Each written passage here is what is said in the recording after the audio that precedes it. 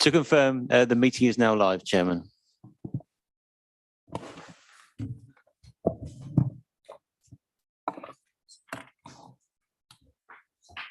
Just let these people come in.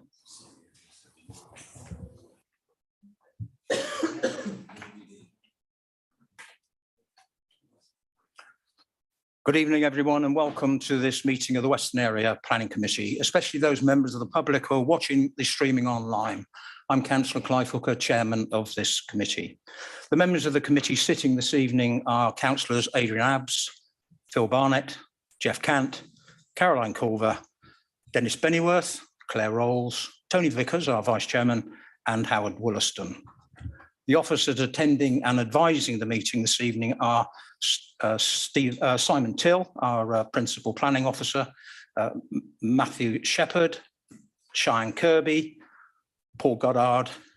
I've not seen Paul yet. Is he here? He will be here, hopefully. Kim Mayer, the committee's legal advisor this evening, and Jack Karimi will be the clerk of the meeting. I'm also assisted by Stephen Chard, who will be the Zoom host for this evening's committee meeting.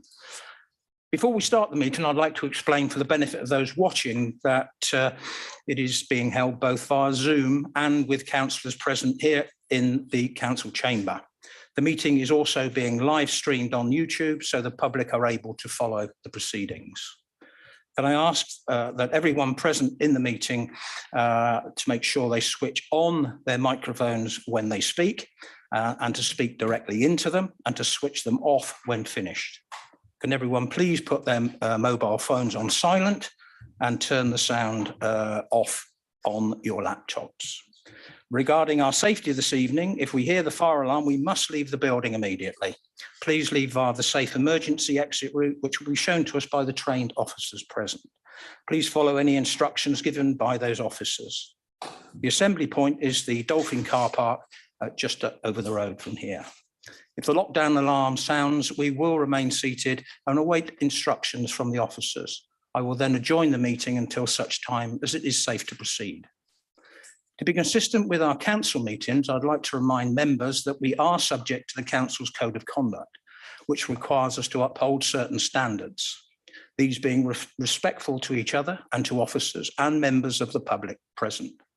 Members may not always agree with one another or with the officers' recommendations, but I would ask that in any disagreements, we are always respectful of others' views and position.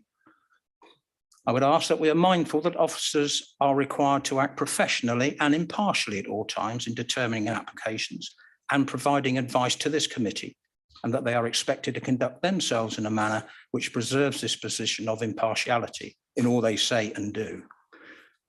We all therefore need to maintain mutual trust and understanding of the position of the legal and planning officers in this committee and of each other. Members, I now move on to item 1 of the agenda. Mr. Karimi, do we have any apologies, please? I don't think we do. We've not received any apologies, Chairman. Thank you. We'll now move on to item 2 of the committee, which is the approval of the minutes which were held on the 8th of June. Members, unfortunately, I'm going to defer the signing of these the minutes of that meeting due to pending resolutions of updates which have come to light and have not been yet included in the final set of minutes. So they will go to our next meeting. Tony might wish to do his Sorry? Tony might wish to do his minor amendments. Councillor Vickers, I think you might like to move those amendments that you mentioned that need to be updated. Yes, I would move those amendments, which were just in relation to the detailed wording of a couple of conditions. Do I need to be more specific as that, Chairman? It might be helpful, yeah. Okay, right, I will do. Page 21 of your agenda papers, members, the very top line, it talks about New Link Road shall not be taken into use until details of pedestrian crossing facilities across Kings Road to the north and west of the Phase 1 building. Well, to the west of the Phase 1 building isn't Kings Road, it's Hector's Way. That was one point. And I think it was back a bit, actually, the other. Oh, yes, it was in the actual minutes, page 14, bottom. provision of a mini roundabout at the Kings Road, Boundary Road junction. I don't think members who were there will agree that we mentioned a roundabout at that location. There was a lot of talk about traffic lights, whether or not we could have them. I think that this mini roundabout is referring to the Kings Road, Hector's Way junction. Those are the only two corrections, if I recall. Thank you, Councillor. They've now been noted, and we can take those forward from this meeting. Thank you. Item 3 of the agenda is declarations of interest. Members, any declarations of interest? I will start with Councillor Culver. Clive, sorry, I had my hand up about the minutes. Oh, sorry. Yeah. Thank you, Terry. Yeah, and we talked about the acoustic barrier, I think page 21, and I think Councillor Abbs asked if it could be put at the bottom rather than the top. At the top rather than the bottom. But I don't think the conditions actually say where, so I don't know if we need to actually mention that in the conditions. And also page 23, where we talk about the potential additional pedestrian crossing near Sainsbury's. I don't know if there's any way we could strengthen those conditions, because as it is, it's, you know, how long is a piece of string? Is it going to happen in the next year or two, or much further down the line? No. Nothing to be added, but it's just any observation that you thought has not been recorded correctly. Okay. And then page 24, it was just about the arrangements for people parking on Kings Road, because I understand there was a previous condition about people being allowed to use the basement of the cable, Stirling cable flats.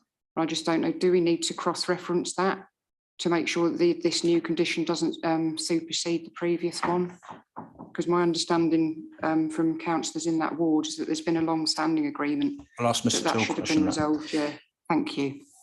Thank you, Chairman. This is the conditions outlined in the minutes are actually what was arrived at within the resolution, with the amendment that Councillor Vickers has referred to in terms of Hector's Way. In respect of the acoustic barrier, that wasn't actually something that formed part of the members' resolution. I have checked the video footage of that, and in respect to the car parking, that is actually dealt with by a separate planning application, or part of the separate planning permission that exists for this site, and the non-material amendment that was referred to. And I believe that that is actually referred to in the minutes of the meeting. So that matter is addressed, Councillor Culver. Councillor Abbs. Thank you, Chairman. I think there's a serious oversight there, because that acoustic barrier, I have a distinct memory of us asking for that to be moved. And the easiest way to prove this is to listen to the recording of the meeting. It was right at the end, so it shouldn't be too hard to find. But I'm not willing to accept the minutes as they stand unamended to not include that, because I guess I could have failed to kind of flag it specifically at the time, but there was a clear intent of the members to include the right positioning or the correct positioning of the acoustic barrier for the added protection of the residents. I will ask Mr. Till to address that, the video of the meeting again. Is that okay, Mr. Till? Thank you, Chairman. I'll make sure that the video of the meeting is checked and that any additional conditions that have been missed off are included in the list. Thank you. Thank you very much. Members, any more observations on the minutes? Then we will now move on to item 3 of the agenda. That is declarations of interest. Members. Councillor Barnett.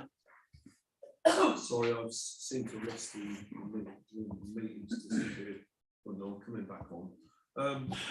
Yes, declarations of interest. I'm obviously a member of Newbury Town Council and its Planning and Highways Committee, where both applications in front of us tonight were discussed, but tonight I will weigh up all the evidence and obviously vote accordingly. Chairman, thank you. Councillor Benningworth. Thank you. Just before we go to decks of interest, I just have a note to Mr. Goddard had his hand. Thank you. I've got a declaration of interest. Also, I did receive an email from a lady of 61 Russell Road. I didn't know the lady. She just brought this application to my attention, seeking my support. I come this evening with no determination. I look forward to the discussion, but I just note that I did receive some communication. Councillor Vickers. Chairman, yes, I'm a long-term resident of Westfields, nowhere particularly near this particular site, but I think I should declare myself as predisposed to approve the application, as will be apparent during the discussion of this item. But I will listen to the debate and decide in accordance with policy and my conscience in due course. Thank you. Mr. Goddard, I noticed you had your hand up. I noticed I was expecting you at the meeting this evening, but you're obviously attending by Zoom. Would you like to make a comment? Yes, please, Chairman. It was literally about the minutes. I will correct and check Councillor Vickers' references to the roads there within them, and I am grateful for him raising those points. Again, it's condition 14, and I'm quite interested in members' views on this.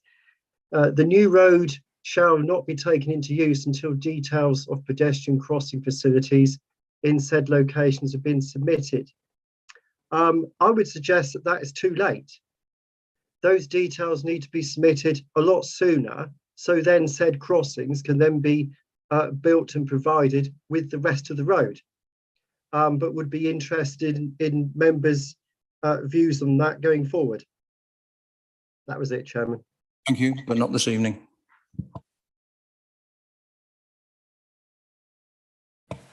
Item, any more? So, sorry, Chairman. Councillor Abbs. Yeah, Mr. Goddard's just prompted me there, really, and something Mr. Councillor Vickers said as well, that I'm slightly concerned when we talked about the crossings north and west of the site, that somehow that's being interpreted as the crossing over towards Sainsbury's, which is outside of the red line. In the meeting, we were referring to a crossing on the new link road in the central part, not, and I don't know what that road is called, to be honest, but whatever that road is going to be called, the link road is where we talked about a crossing there, right in the middle. There's drop curve at the moment, and the north was the even more important one for the safety of the residents. Thank you. I think this can be resolved with Mr. Till going back and looking at the video. Am I correct? Thank you, Chairman. I believe that the member's intention was quite clear and in accordance with what you're saying, Councillor Abbs, and this is specifically down to the wording that has been put within the proposed condition. So we'll have a look at tightening that to reflect members' interests. Councillor Cant. Chair, I'm getting a little bit baffled by this. I think we seem to be rerunning some of the debate that happened last time. Whereas, I mean, I think Mr. Till's agreed to go through the video and make sure that all the issues that were raised are properly reflected in the minutes before they're approved, I presume at the next meeting. So should we not move on? Oh.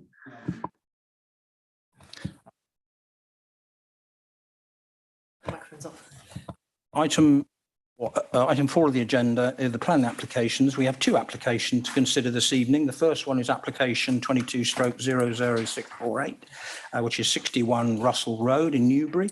And the second application is 21/03024.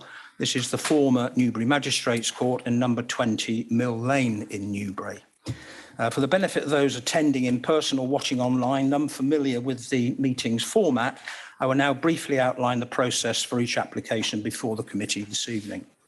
The officers will present the application to the committee. The drawings, site plans and any deemed relevant material submitted on the planning file will be shown as part of their presentation on the screens in the chamber and on your laptops and tablets at home. I will then invite the representatives from the following groups to come up to the lectern in front or invite them into the meeting on Zoom to present their cases to the committee. Each group will have a total of 5 minutes to speak. The order of the presentations will be the Town Council first, then objectors, then the supporters, the applicant or the agent, On conclusion of each of those submissions, I will ask members of the committee if they have any questions of clarification on that submission.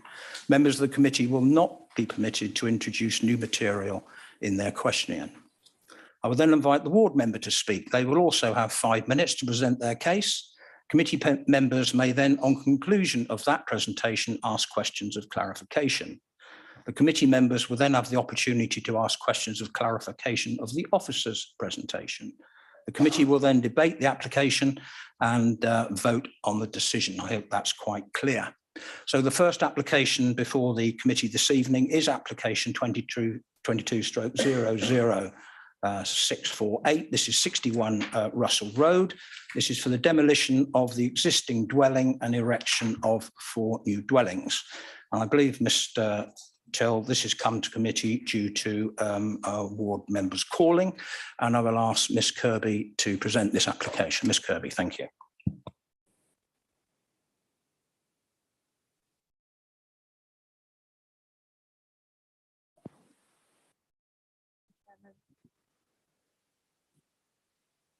As stated by the chairman, this is for 60.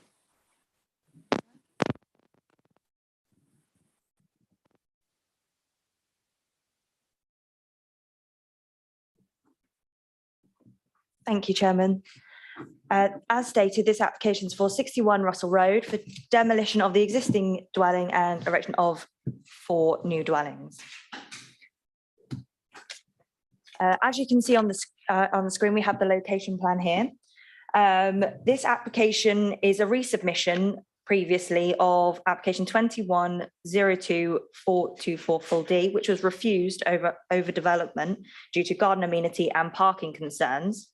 This application is currently at appeal and we are awaiting a decision. This current application was submitted with further highways information, including a transport statement.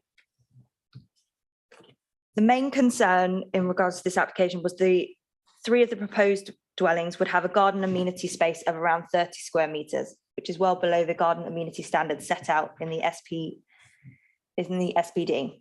Part 2 states that 3-bedroom dwellings should have a garden amenity space of at least 100 square meters. One of the dwellings would have a garden amenity space of 75 square meters, which is below the standards. However, the other 3 will have just 30 square meters. It was noted that during the coronavirus pandemic, it was highlighted that outdoor amenity space is a key part of physical and mental well-being. Therefore, the current low-quality amenity space is not considered to be acceptable. It was also noted that most of the amenity space in the local area is much increased. Whilst some of it does include floodplain, which goes down to the river, I did take an average of garden amenity space within Russell Road, and the average of this is 70 square meters. I also had a look at Butson Close. The average garden size there is 70 square meters, and for Lipsome Close as well, the average garden size is 60 square meters. Therefore, this will be well below the average for the area. As you can see, this will be a row of 4 terrace dwellings with bedrooms at 1st and 2nd floor. The second key concern was relation to parking. This is located in parking zone 2, in which each 3-bedroom house should be provided with a minimum of 2.5 off-road car parking spaces. This is rounded to 3 if parking is provided individually per dwelling as per the plans. Only 2 parking spaces have been provided for each dwelling. Therefore, overall, the proposal has a shortfall in car parking of an average 2 to 4 spaces. The transport note suggests that the site proposal should be considered as an exception because it is accessible and is sustainable. It then discusses the current level of existing car ownership in this location from 2011 census data. However, all of this was considered during the development of policy P1 during 2015-16, along with car parking surveys that were undertaken across the district. Overall, the proposed dwellings and associated parking would appear cramped within the development site and as an overdevelopment of the plot.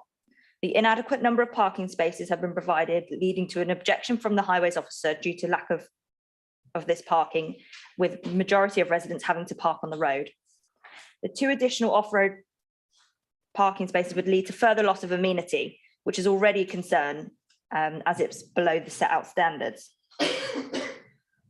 Whilst the proposed development would take influence from the existing street scene, the number of dwellings proposed along the substandard would just lead to visually and physically overdevelopment and a cramped site, and as such would have a negative impact on the character and appearance of the area. On the screen, we have the proposed street scene showing the overall layout of the street. It is noted that on the committee site visit that there was a car park located immediately to the west of the application site. This is currently owned by Newbury Town Council, and it's under their control.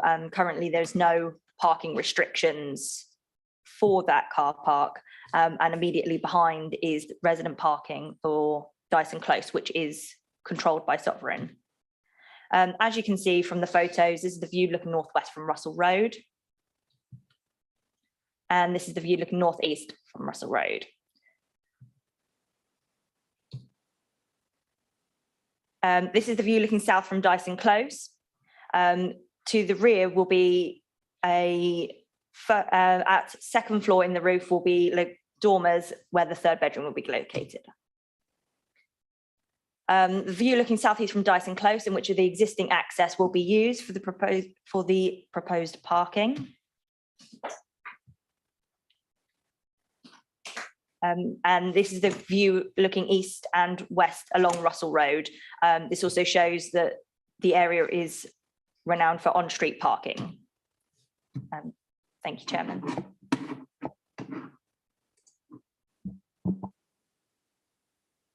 That concludes your presentation. Thank you, Ms. Kirby. Mr. Goddard, could I have your presentation, please, on the highway matters on this application? Chairman, good evening, members. I will begin by giving a bit of history to the parking standards. I will then detail what the parking requirements are for this particular proposal before you, and how highway officers normally go about assessing car parking requirements in cases such as this. So the car parking standards that we use were devised by the Council's Transport Policy Team in 2015-16. They considered items such as car ownership from the census data. They considered how accessible locations were, accessibility to facilities and items such as public transport. The Transport Policy Team also undertook surveys around the district that helped inform the standards that are before us. The standards were presented to members during 2015 and 2016 and were found to be acceptable. The standards were also then presented before a planning inspector at the public inquiries for the Housing Site Allocation DPD, which the parking standards are contained within. Following from with the work that Transport Policy did on accessibility, car ownership, etc., the area around Newbury, for instance, was divided into 3 zones. Zone 1 is in the immediate centre of Newbury, and as you would expect, has the lowest level of parking standards. Zone 2 then covers the most of Newbury, the suburbs, and Zone 3 is outside Newbury and the rural locations outside of Newbury. This location is in Zone 2, which means that for the 3-bed houses that are proposed before you, 2.5 parking spaces are required. Now, to provide that 0.5 of a space, it can be provided in 2 ways. Space is shared between 2 of the dwellings, or parking is provided individually for the dwellings, and in that case, 3 spaces would be required because obviously we cannot provide half a space. So The proposal before you requires 10 to 12 parking spaces, but only has 8 parking spaces proposed. Therefore, according to our standards, there is a shortfall. The area is renowned for car parking congestion. And what your officers normally do when we have a proposal for us that is short in car parking is we determine whether there's demonstrable harm. So we may undertake site visits to see, well, is there an existing on-street parking problem in the area that would perhaps be made worse by the proposal? And in this case, we did visit the site a number of times. There's been 2 planning applications. And Cheyenne Kirby showed you some pictures just now of how congested the parking is in this location. The objectors sent in some similar pictures, some of them, and our colleagues in the council's parking team have stated that this is the most congested area in Newbury with regards to car parking. There's further evidence provided. The applicant's transport statement did a parking survey and have found at times that the parking demand within sort of 200 meters of the site is at times at 105%. I don't quite know how we got 105%, but I think it's very clear that the evidence before you is that this area is quite overwhelming, that the area is congested with regards to car parking. And therefore, your highway officers have objected this proposal because we take the view that this proposal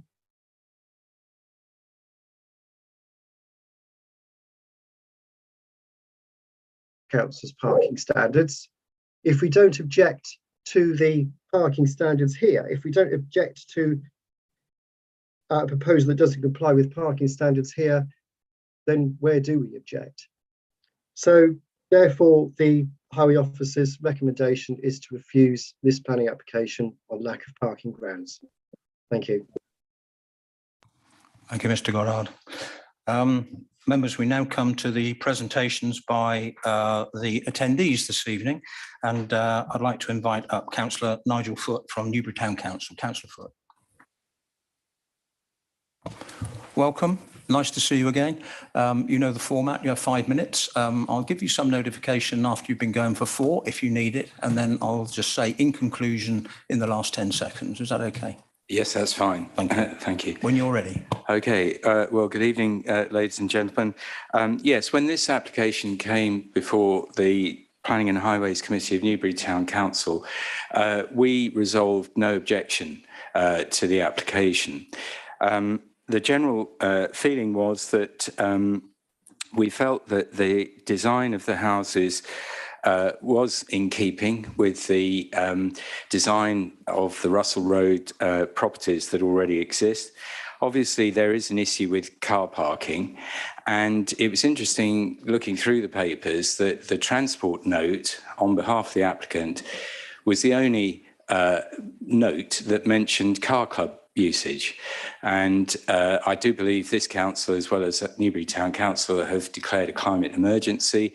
It would provide a good opportunity really for encouraging car club ownership and thereby reducing the demand for cars for those residents that might move into those houses. So in conclusion, we registered no objection to the application, and obviously I'd be very happy to do my best to answer any questions members might have. Thank you. Thank you. Short and sweet. Well done. Members, any questions of the councillor? No, got off very lightly there. Thank you very much. Members, we'll now come on to objectors, and this evening we have Linda Philo. Is she in the chamber this evening? Mrs. Philo, nice to see you. Do come up to the lectern.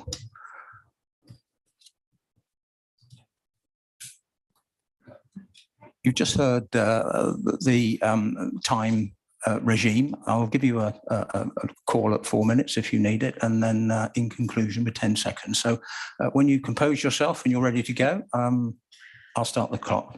Okay. Right, thank you for having me, first of all.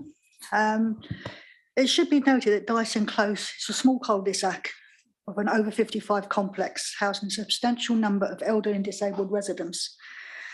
One of the recommendations in the transport survey is that visitors can park in Newbury car parks in any unrestricted roads within walking distance of 61 Russell Road, with one of the suggestions being that those residents expecting visitors can give up their parking space and go to a nearby car park. This is not going to happen. They will choose to park in Dyson Close, as will their visitors. We can see from the transport survey on a majority of pages, it agrees with our assessment that there is limited capacity for parking. You can also see this on the diagrams I have provided following their visits to assess back in February 22. The survey initially calculated capacity for 14 vehicles in Dyson Close. That was amended down to 8. This is still not viable, as we already have issues with all cars parking on the pavements, therefore blocking the pedestrians, wheelchairs and mobility scooters, forcing them onto the road. This endangers the lives of the residents who have previously had close encounters with vehicles entering the close at speed. This is already an existing issue and the new build will simply exacerbate the problem. The survey summary advised that there is no evidence to suggest that the proposed development will have an adverse impact on highway safety. However, we must strongly disagree, as of course, we do not have the use of the pedestrian pathways at present, and therefore is in breach of the Highway Rule 244, which prohibits leaving a car parked on a pavement that may obstruct and inconvenience all pedestrians, especially those with disabilities and pushchairs. Following a conversation with the community police officers, they have advised us to make them aware each time the paths are blocked, and they will come out and issue an antisocial warning and note the registration of the vehicles, which if they ignore the warning, they will receive a parking fine. We are aware that the application was previously refused in December 21 and that developers appealed after carrying out a transport parking survey. Therefore, parking is in fact relevant to this planning application, where there's already quite a high number of traffic in and out of Dyson Close. If the demolition and new build were to go ahead, there will be heavy duty vehicles in use on a regular basis, where their only option would be to park in Dyson Close, restricting access to emergency vehicles, daily deliveries, carers, binmen, etc. And impacting on Russell Road, which is basically a single track road, and it will cause an awful lot of noise and pollution for some considerable time. Looking at the plans, we believe that the new residents' parking is poorly thought out due to the current parking situation in Dyson Close, as we have difficulty manoeuvring in and out of their driveways, as cars consistently park either side and opposite the driveway. The residents already experienced this issue when exiting the sovereign car parks. There is no objection to a single new build property replacing the bungalow and to push 2 two-bedroom properties, but 4 three-bedroom dwellings are excessive on this plot of land and will have a direct impact on Dyson Close residents. Russell Road residents have already been identified using the privately designated sovereign car parks on a regular basis. This is a controlled car park where hefty fines are issued, where a sovereign issued permit is not clearly displayed in the vehicles, and we can envisage this escalating if this build was to go ahead. Dyson Close is an adopted road with 6 access points to car parks, driveways and parking bays, and we have calculated there is only enough space for 4 to 5 medium-sized cars to park without blocking the pavements. We are passionate in opposing this development, as we believe resident safety comes before an unsustainable development on this plot. That's my... Thank you, Mrs. Wheeler, for your presentation. Well done. Members, any questions of Mrs. Wheeler? We do. Councillor Abbs, I'll have you first, please. Thank you, Chair. Good evening, and thank you very much for your presentation. I guess one thing that slightly confused me, you referred to Dyson Close there as a single track road. No, Russell Road. It's like a single track road. There's only one. Russell Road. Sorry, yeah. I thought you So said Russell Road is basically a single track road. Yeah, okay. The other slight one is you obviously mentioned parking on the curb, and if I'm just looking at the Google map here, I can see that all the time. How often do you think it occurs? Every day. It's nearly packed every day. I mean, I've sent photographs in, and even when the site visit was done, people had to park, the visitors had to park on the pathways. So this is it's every It's- day, it's every multiple day. times a day. Yeah. Okay. Thank So you very people with much. mobility scooters have no choice. My husband is severely disabled, he's a veteran, and he has to go onto the road. It's not acceptable. And this is just going to get worse if you get more. Community officers are now looking into this, and we have to contact them every time we're stuck on the path and we can't get through. Yeah, it's a burden. So thank Yeah. you. Right, take care. Thank you, Councillor Rhodes. Councillor Vickers. Yes, thank you. I sympathise with all the issues that you've raised, and I've done quite a bit of research on the Dyson Close aspects. Am I right in thinking that Dyson Close is public highway? It's not a private road, and that it's largely got a yellow line, a single yellow line, admittedly. Is that right? It's got double yellow lines at the Round very the corner, end. yeah. Just as you go Just around on the the corner, corner. the rest of it, people park on the paths. But the yellow line then continues right up to where it becomes a private road at the Sovereign, where the No. Sovereign car parks start. No. Isn't that right? No. Okay. The only section there is the double yellow lines just as you enter Dyson Close from Russell Road. There are no other lines. Okay. Thanks for confirming that. Thank you. No other questions. Thank you, Mrs. Phelan. Thank you. We now move on to the supporters, and this evening we have Suki Russell Howard. Ms. Russell Howard, are you here? Oh, you're coming in on Zoom. Sorry. Okay. Yeah. Hello. You can- It's Russell Hayward, by the way. Okay. No, okay, Hayward. Yeah. Thank you. When you're ready, I will start. You have 5 minutes, as you've just seen, and I will give you some notification with a minute left, and then 20 seconds, I will say, or 10 seconds, I will say, and in conclusion. Is that okay with you? When you're ready. Yeah, that's great. Thank you. Okay, so I would like to read out two statements in support of the proposed plans for 61 Russell Road. The first is from Liz Goddard at number 72, and the second from myself, number 95, Beth Graham, 86, and Karen Bennett at number 90. In statement 1, we have lived here for 6 years and are in support of the application. We feel it is in keeping with the local area and will provide much needed family accommodation. I understand that the main planning objections are to do with the parking and the allocation of parking in the new development. Parking has indeed been problematic over the years. However, since first lockdown, more people are working in a flexible manner and the parking issues have decreased. Also, from my observations, parking on Dyson's Close during the day is mostly for carers and visitors to Dyson's Close, including sovereign vehicles, all of whom do not have permits to the two Dyson's Close car parks. There are also some Dyson Close residents and visitors who park on the road when they have permits to park in their own car park. Also, better management of the small public car park off Dyson's Close would make a big difference. Currently, there is an abandoned vehicle which has been there since March and which has been reported, and the hedges and trees are overgrown, and there is very poor lighting and access to the parking bays as a result. In the 6 years we have lived here, these trees have been maintained once. In summary, we believe that better management of the current parking provision would help to mitigate any issues of parking and would negate the need for the 2.5 spaces rule being applied. Statement 2. My family and I have lived in Russell Road for 10 years. Beth Graham and Karen Bennett and their families have lived here for 12 years. In relation to the garden size, the gardens of the proposed development are of a similar size to the gardens of the other terraced houses in that part of Russell Road, especially the homes on the other side of the road, which the design mimics. Many of the gardens on the north of Russell Road properties are extremely and unusually long, some 300 foot, and we think this skews the average of the garden size for the road as a whole. In relation to the parking, we rarely have any difficulties, although if needed, some do use the small public car park, but we encourage visitors to park on Chelford Road. We believe that a move towards working from home, the higher cost of living, environmental concerns have all led to a reduction in the number of cars on Russell Road, along with the excellent local transport links. This is a very caring and considerate community who inform and work together to accommodate additional vehicles. For example, if someone is having building work done or having a party, we even have residents who share cars with their neighbours. In fact, during the Jubilee Street party, we managed to clear some 50 metres of the road, about 12 cars, by simply doubling up on drives and nudging closer together, all without the need for any vehicles on Dyson's Close. We support the addition of the 4 family homes, which are in keeping with the surrounding architecture and provide what we need, which is more family houses, not flats. We believe that any issues communicated about parking on the curb during the day at Dyson's Close are more often than not down to visitors and carers to Dyson's Close, and this has been raised and discussed with Sovereign.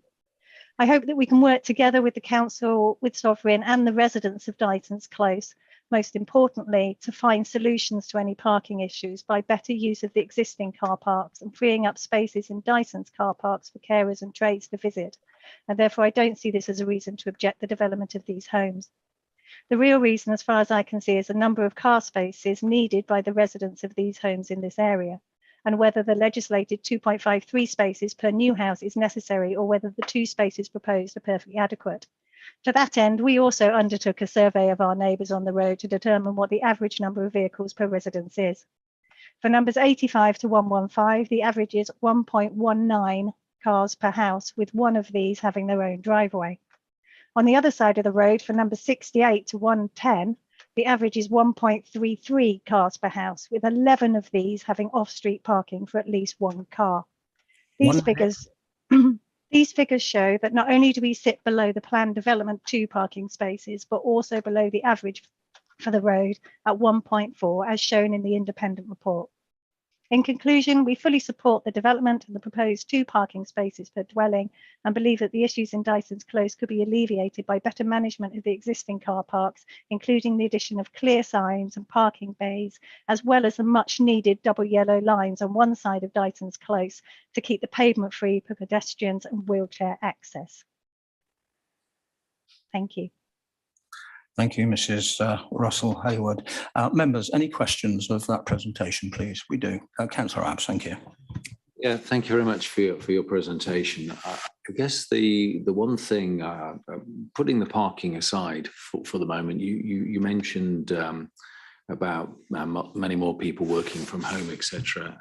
There are 2 parts to why this has previously has been put forward for rejection, and the second part is very much to do with the amount of space. So how do you square off the 30 square meters we're living and working at home? Or is it not? Did you raise that? Sorry, I do apologise. You didn't raise it.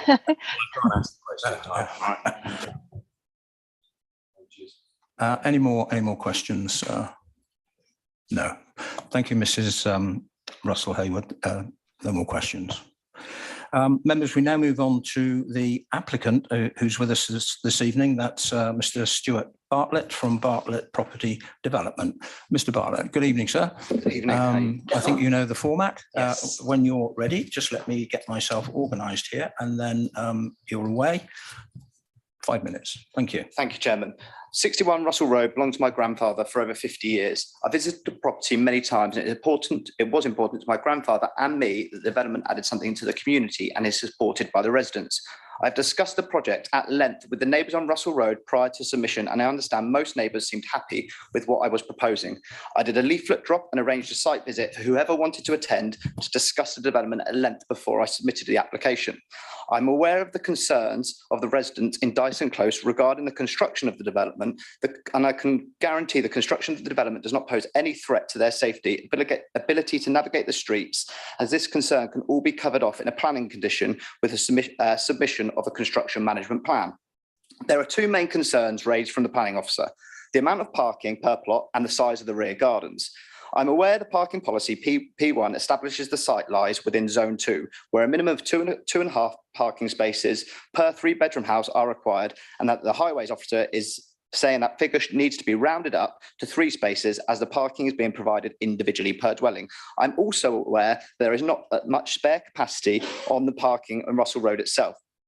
The matter to consider, therefore, is whether 2 parking spaces per plot is sufficient to not add local parking pressures. Policy P1 states that there may be exceptional circumstances where in a case for providing parking that does not accord to prescribed standards, so there is some flexibility with this policy. The reason why 2 spaces is sufficient is due to the location of the site. It is in walking distance of the town centre and other local amenities, including Norcroft Park. It is within walking distance of the bus stops on Craven Road and is within 200 metres of a car club vehicle, all of which provides good opportunities for residents and visitors to travel to the site using active travel modes, public transport or alternative travel options to the private car. I believe it is a highly sustainable location. Furthermore, average car ownership per dwelling for the area is 1.16 cars per house, well below the 2 car provided and significantly below the 3 cars sought. This is sympathetic to the sustainability of the site and the ability to travel by other means. The highways officer comments that if the location is exceptional, then everywhere else in Newbury Zone 2 would be exceptional too. I do not believe this to be the case. You can refer to a recent application considered by the subcommittee for the residential development on Pond Close, where parking was an emotive issue. However, the circumstances on Pond Close are very different. Pond Close is on the outer edge of a built-up area, much further away from the town centre and other amenities such as the station. And this is reflected in the car ownership level. That are cars, 1.86 cars per house, which is 60% higher than Russell Road. Other than Pond Close, I'm not aware of any recent cases where parking in Zone 2 has been an issue. So this is not a case that will undermine the council's parking standards. Rather, it is a sensible way of operating zonal parking standards with a degree of flexibility rather than a rigid in-out approach at a time when we should be encouraging modal shift, in particular in sustainable locations like Russell Road. The national planning policy is clear that development should only be refused from highway grounds if there would be an unacceptable impact on highway safety or a residual cumulative impact on the road networks will be severe. This is not considered to be the case here. In terms of amenity space being provided, the question is whether the proposed amenity space would be appropriate and sufficient to serve the development. The 2006 quality design planning document provides a general guide to garden sizes, but also acknowledges the need to use land effectively and that the gardens should be large enough to accommodate features such as a garden shed, washing line and other domestic features, should allow for opportunities for people to sit outside in comfort and reasonable privacy for children to play. The garden depth range from 7 to 13.5 metres, and I believe that the proposed amenity space would be appropriate and sufficient to serve the development, in particular, given that Northcroft Park is less than a 5-minute walk away and you do not have to cross a road to access this. The size of the rear gardens proposed is consistent with the size of the gardens provided within other relative recent developments within the area, notably developments forming Buston Close and Lipsome Close. I believe that Russell Road is an ideal location to deliver small family homes in a sustainable location. I've sought to deliver a development that is well designed, sits comfortably within the street scene and delivers an efficient use of the land without being an overdevelopment of the site. Thank you. That's very good timing. Thank you very much for your presentation. I think I saw Councillor Cant. Did you have your hand up there, Councillor? Yeah, thank you. Well done. Thank you. Yeah, no, thank you. Just out of interest, I mean, it appears that a reduced number of properties, say 3, might well have resolved the issues, some of the issues you're talking about. So can you just explain why it is you chose 4 rather than a slightly reduced number? So I visited the property many times when I was a child and obviously with my granddad and stuff. And when I spoke to the residents in Dyson Close, sorry, not Dyson Close, on Russell Road, everybody was under the impression of we want houses for families. And I spoke to my architect and he said, I think this is suitable. And that's what we came up with. Okay, thank you. I think family houses in that location are in demand and that's what we've tried to. I'm sure that's right. Thank you. Councillor Vickers, thank you. Thank you, Chairman, and thank you, Mr. Bartlett. Yes, well done with your timing. You referred to, in fact, you're calling effectively for us to treat this as an exceptional circumstance. Yes. And you've said that you can't see that there would be many opportunities for this to be setting a precedent. So where would you define perhaps an area which a whole area which might be treated exceptionally, because I mean, although there aren't many spare sites in this part of Newbury, we are concerned about setting a precedent in breaking through policy. For me, and this is personal, I'm not an expert in this, obviously, but if you can walk into the town centre and walk to a station within a reasonable time frame, I think we're trying to encourage this sort of shift of the carbon footprint and everything. So I think we should be encouraging that now, but I don't know an exact radius. I think the radiuses you've got are good, but I think everything should come here so that people can discuss it and see each site for itself. But like you said, that this isn't one of those things which, once you make this decision, it will still come in front of you. The policy's still there. So you will make the decisions on these. Thank you. Councillor Rolls. Thank you, Chairman. Yes, sorry, my question was kind of following on from Councillor Cant's, and thank you for your presentation. I appreciate it's quite hard in front of a group as well. So you mentioned that in terms of sort of reducing the number, because to my mind, so you mentioned that you had spoken to residents about to reduce, well, sort of in terms of numbers, but where officers have clearly highlighted policy issues in relation to the amenity space and the parking, which is just pure policy. Have you considered reducing the number of dwellings on that basis? Because obviously that's a matter for you and not. Yeah, no, for, so sorry, that was my first question. Yeah, sorry. Secondly, and I'm just conscious that when we talk about walking into Newbury, not everybody can walk, not everybody has the ability to walk. And I like to always champion disability in everything I do on this council. So I think we need to just sort of balance that with the fact that I appreciate what you're saying, because it's sort of more sustainable living and being able to cycle or walk. But I think we just need to take that into account as well. No, I understand that completely. When it goes back to the 3-4 units, I've looked at it as on a business side of it as well. And I'd have to look at it. I haven't looked at it for 3 units to stack it and sort of look at it that way. But obviously when I first looked at the site, and if you look on the other corner, there's 8 flats on that corner. And that may be another option we could go to. So more flats, and obviously you don't have to require as many parking for flats. So if we don't get 4 units, that's obviously another option. Regarding the, what's the second question was, for disabilities. And the thing I would say with that is that obviously, as somebody said this evening, that there's people in Dyson Close with disabilities who use their mobility scooters, and Newbury, the walk-in for well, if they were on a mobility scooter, I think it's very flat, you could still get in there and stuff. So I don't think that would alter the parking issues at all, really, that's my personal opinion there. Thank you. Councillor Abbs. Yeah, thank you, Chairman. Really like to come back to this point about the amount of amenity space, certainly for 3 of the proposed houses. 30. I fully understand that there is parks available nearby, but with people living and working from home, 30 square metres, less than half, well under half the requirement. What's your thinking? Is your thinking all that they can go to the park to entertain themselves, or? Well, I think I think that is a reasonable space where people can have a barbecue and sit out in the garden and use it, like I said in the speech. I think young kids, and I did it when I was younger, I lived by the local park, and where I meet my friends to play football and stuff, I wanted to go to the park. From where we are on Russell Road, I think you can walk there less than 5 minutes. You don't have to cross a road. I think it's obviously a benefit to have that on your doorstep, and it's a luxury to have it on your doorstep, which I think it will encourage younger children to use. But I think it's only a guideline of the actual square footage, and it does say if you can keep all the amenities, sort of the washing lines, the garden sheds, we've got bike storage in the gardens, we've got everything that they want in there.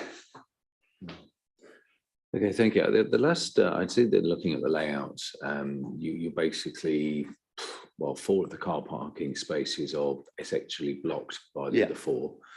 How do you see that working on a day-to-day basis? We've done sweat pass analysis, so if it's, I know you can get in and out. Yeah, but just that. Well, I live on a new build estate. Leaves first. I live on a new build estate where me and my partner park one in front of the other, and we don't have any issues. If one of us has to say, "Oh, can you move your car?" we do it. It's not one of those. It hasn't actually caused us that many issues. Thank you. Thank you, Councillor Abbs. Got no more questions for you. Thank you very much, Mr. Bartlett, for your presentation and the way you answered the questions this evening. Now come to the ward member. Could I ask Councillor Martha Vickers, please, to come forward? When you're ready, Councillor, you have 5 minutes. Thank you very much. Thank you. Chairman and members, the objections to this development are related to parking and amenity space. The applicant has reported on the research that he initiated into car ownership in this area, and has reported a figure of 1.16 cars per household. And from my knowledge of those who have chosen and I stress chosen to live in this area, this figure does not surprise me. We are slowly seeing a change in people's attitude towards car usage. For many, this is driven by concerns regarding climate change, but rising petrol prices will also influence this decision. This council has declared a climate emergency and should welcome this change. It also needs to reflect this change in its parking standards. I'm aware of several town centre developments with none or very limited parking, but with ample secure bike parking. This surely is the way to go. We see that secure bike parking is included in this proposal.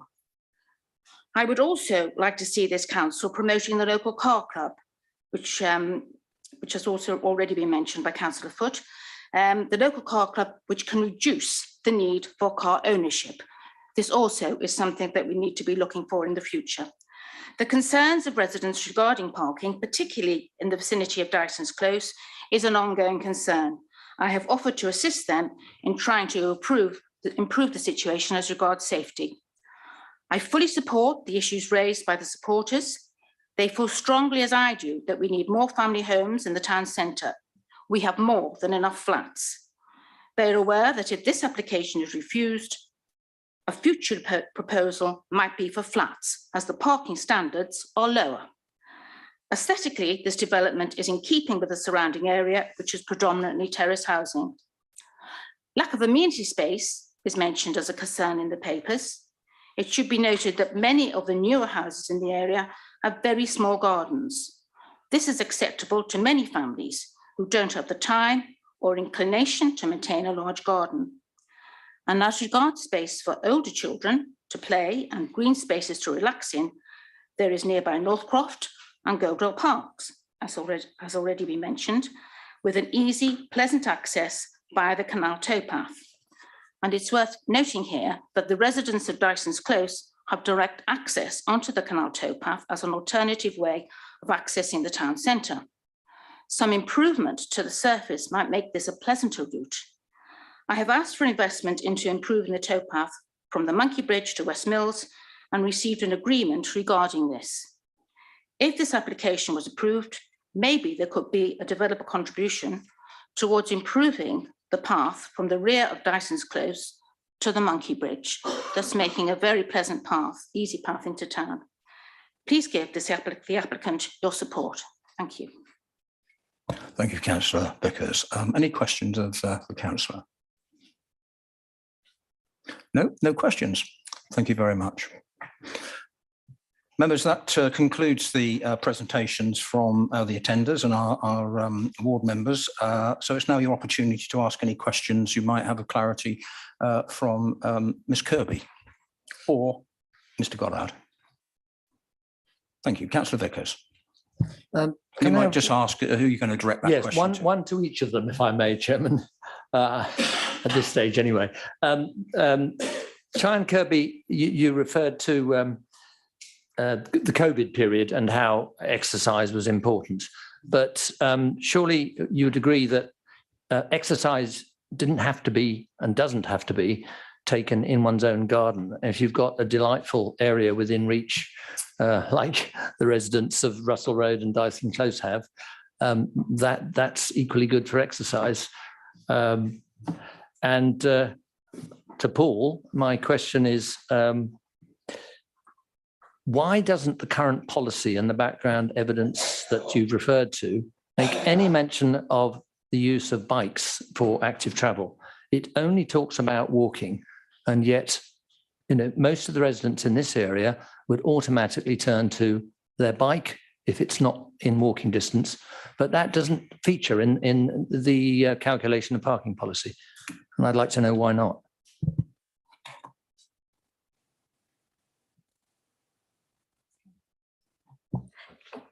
Thank you, Councillor. I wasn't sure who was going to go first. I just highlighted as part of, obviously during the COVID pandemic, that's 2 years that some people couldn't use facilities like parks and things due to health issues. And it's not saying that these people shouldn't use public parks at all. That's exactly what they're there for. I just feel that the lack of amenity space for this development, as well as the lack of parking, just adds to an overly cramped looking development, and that 30 square meters for a 3-bed family home is below the average for the area, and it just shouldn't, and in the council's opinion, it should not be encouraged, especially with parking concerns as well. Thank you. Thank you. And Mr. Goddard. Thank you. Councillor Vickers is correct that there isn't a great deal of consideration for cycle standards or cycle use within the background paper. However, I would point members to, we have our own standard for cycle parking provision and usage that was adopted by the council in November 2014 that details all cycle requirements within all developments, how much is provided, travel to and from the site, how the cycling is provided. So while it may not have been covered in the parking background paper, it is covered under separate guidance. And that I would suggest that that was the reason why it wasn't mentioned, because when we wrote the background paper in 2016, the cycle design guidance for new developments hadn't long been produced and was adopted, as I said, November 14. Thank you. Mr. Goddard, to move on now to Councillor Rolls. Thank you, Chair. Just a couple of questions. First of all, I couldn't see, and forgive me if I've missed it. And this is to? Oh, I think to Ms. Kirby. Yeah, Miss Kirby. I couldn't see any reference to exceptional circumstances. It's actually parking, I think, in the report. And forgive me if I've missed that. So could I just get a bit more information about what the exceptional circumstances are? Because I think the applicant was first to raise that. Also, to Mr. Goddard, so where it says in the report there's a shortfall of 2 to 4 spaces, but obviously the applicant's provided 2 spaces per property. So where he's kind of hit the, where he's hit the requirement under the policy, where does that fit? As in that he's hit the 2 and the policy says between 2 and 4. Could you sort of elaborate on that, please? Thank you. Mr. Goddard, are you going to take this one? Yeah, I'll take this one first, Chairman. The 2 to 4 shortfall is dependent on how the car parking is provided, because you can't provide half a space per house. It would be unusable. The standards from the surveys that were done informing the parking standards arrived that 2.5 parking spaces were required. You either provide the parking communally, which then means that you would provide 10 parking spaces and the parking could be shared, or you provide the parking individually, which giving a total of 12. I think that's what the question you're aiming at. You might just need to go over that again, Mr. Goddard. We'd lost your link. Oh, sorry. Only the last 10 seconds or so. I think so. 2.5 spaces for a 3-bed house. It does depend how you provide that parking. If it's provided communally, then 10 spaces are required because the half space can be shared amongst one space. Or you provide the parking allocated, and therefore 3 spaces are required, giving 12. So if only 8 is being provided, then that means that 2 to 4, there is a shortage of 2 to 4 spaces. I hope I've explained that okay. The exceptional item is indeed from the Housing Site Allocations DPD policy P1, and it states there may be exceptional circumstances where there is a case providing parking that does not accord with the above levels, the levels that are prescribed within the parking standards. I'm arguing that this is not an exceptional case because while we do apply the parking standards with flexibility, but in this case, we take the view that the parking congestion in this area is so much that this is not an exceptional circumstance. This is, I think, with many applicants, a sort of term that has been open to misinterpretation. An exceptional circumstance might be, for instance, the conversion of an historic building in the town that doesn't have any parking, and therefore we would to keep the building, we would then allow the proposal to go forward without any car parking. But this is new build, and therefore we take the view there's no exception here, particularly with regarding how congested this area is, and full parking standards should be provided. I hope I've answered your questions, Councillor Rolls. Thank you very much. Did that answer both your questions, Councillor Rolls? Thank you. Then I'll move on to Councillor Barnett. Thank you, Chairman. Probably the question for Miss Kirby, although I suppose one could argue I probably should have asked the applicant, but I couldn't see any link at that particular time. We've been discussing a lot regarding car parking and probably not so much regarding the building itself, but the actual site, if I remember rightly, it dropped down away from the actual roadway, and I was trying to ascertain where the level would be at the ground floor, because clearly at the back it's dropped down quite low, and I would suspect it would have to be built up. Is that correct? Thank you. The foundations, that is. Thank you, Councillor. Yes, so you can see, so from the street scene that I did pop up on the screen, the levels will be raised. So the dwellings would sit in line with the neighbouring dwellings. So the ground levels would be raised. Okay, Chairman, can I just ask supplementary? Yes, yeah. So, having said that, Ms Kirby, the situation regarding the actual roof line, that would be in line with existing buildings, is that correct? Thank you, Councillor. The roof line would be higher than the existing dwellings. However, mainly to accommodate the bedroom in the roof space. However, the eaves height would be the same as the existing dwellings along the street scene. It would be of a similar roof height as the flats to the west. They're set at a slightly higher level, but okay, sorry. yeah, you should be able to see the street. The question, sorry. The reason I asked the question, it was in relationship to the ground level to start with. Thank you. Councillor Abbs.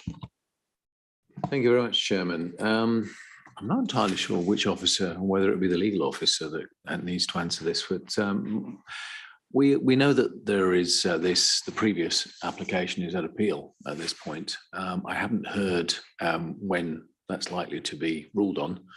If it's tomorrow, I'm not sure why we would want to do anything different today, but so I'd like that information. But I got the impression, and I'd like the officers to confirm, that this is not just it's a borderline case for them, but that they have a strong recommendation to reject him on both amenity and parking. Have I understood that correctly from the officers, please? I'll take Mr Goddard first, because I think he was put quite a strong case on highways, but I'll have Mr Goddard first, please, and I'll ask Ms Kirby, or maybe he'd like Mr Till. Thank you, Councillor Abbs. This is a strong recommendation, considering that there is a shortfall in car parking with the proposal, and how congested with parking provision this area is.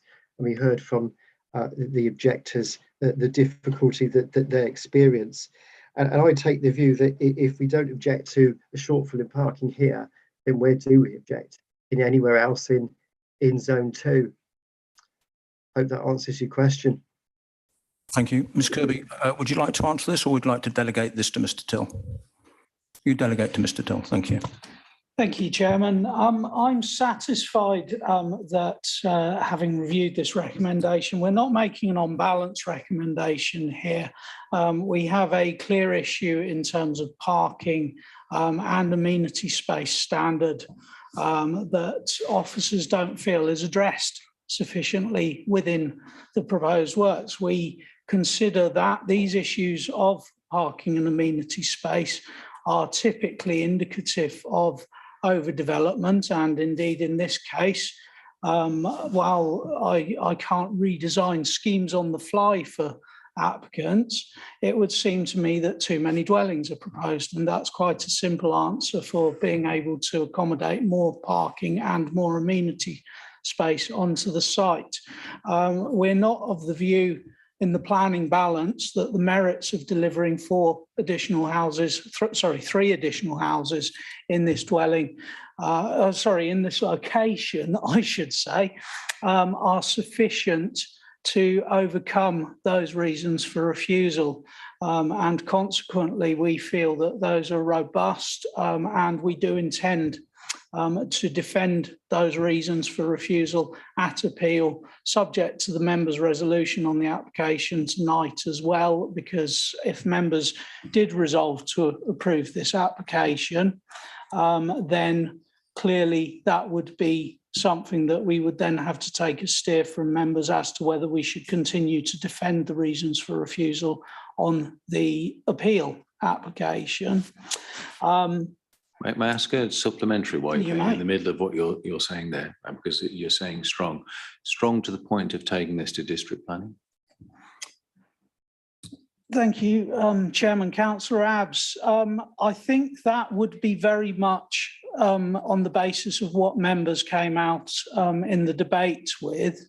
If members were to feel that the individual site-specific circumstances of this planning application differed sufficiently for us to allow for an exception to be made to the policies that this application would appear contrary to, then we would not recommend referral up to district.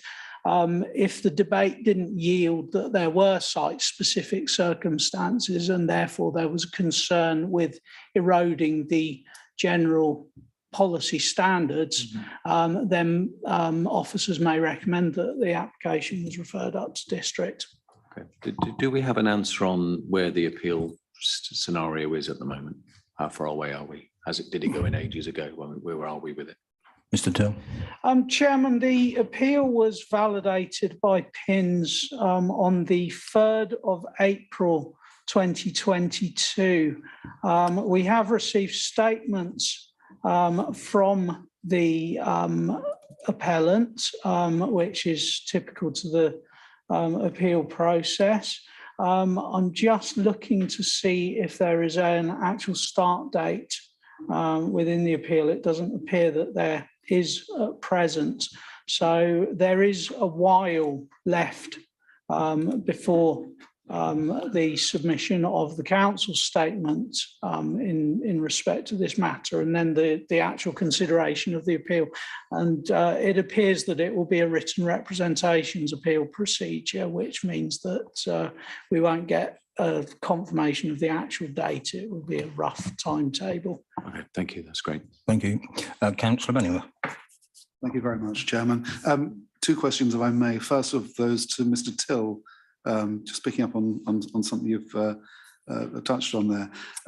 We'll hear in the second application this evening about the lack of amenity being mitigated by the proximity to Victoria Park. Now, this one, it seems that there's a similar distance to Northcroft. Should that be taken into consideration? Thank you, Chairman.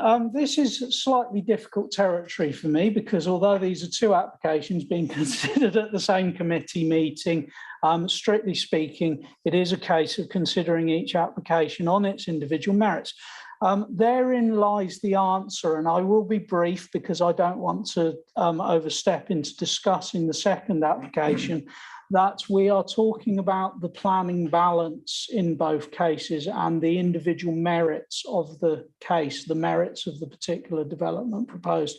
Councillor Bennyworth, to be more specific on this, you have heard me refer to the fact that officers don't consider there to be sufficient planning benefit to support a deviation from policy on the matters of amenity space over development and parking provision in this particular case. Thank you, Chairman. That's very useful, Mr. Till. Thank you very much. Secondly, if I may, to Mr. Goddard. Mr. Goddard, we have 4 3-bedroom houses here. There's the potential, though I accept it's not a given, if we have parents, car each, possibly 2 teenage children living at home, 17 plus, that could be 4 cars per house, times 4, maximum 16. That doesn't strike me as a happy way to go. Chairman, thank you. Agreed that they are family houses. That is possible. And again, considering the car ownership rates, the accessibility, and our own surveys that we did in producing the policy, we've arrived at 2.5, which would have often considered houses that would have owned that number of cars, and the number of houses that perhaps owned less, 1 car per house, some of which we've heard of tonight.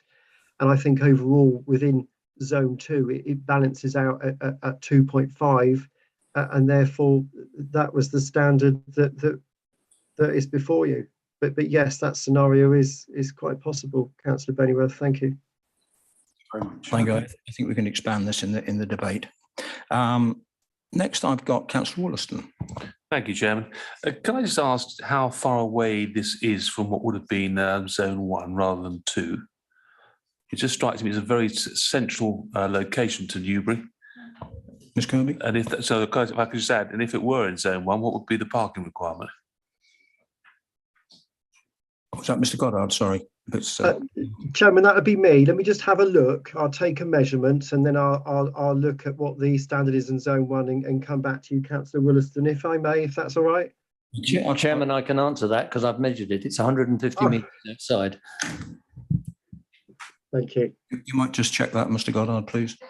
Mr. Cant, Councillor Cant, yeah.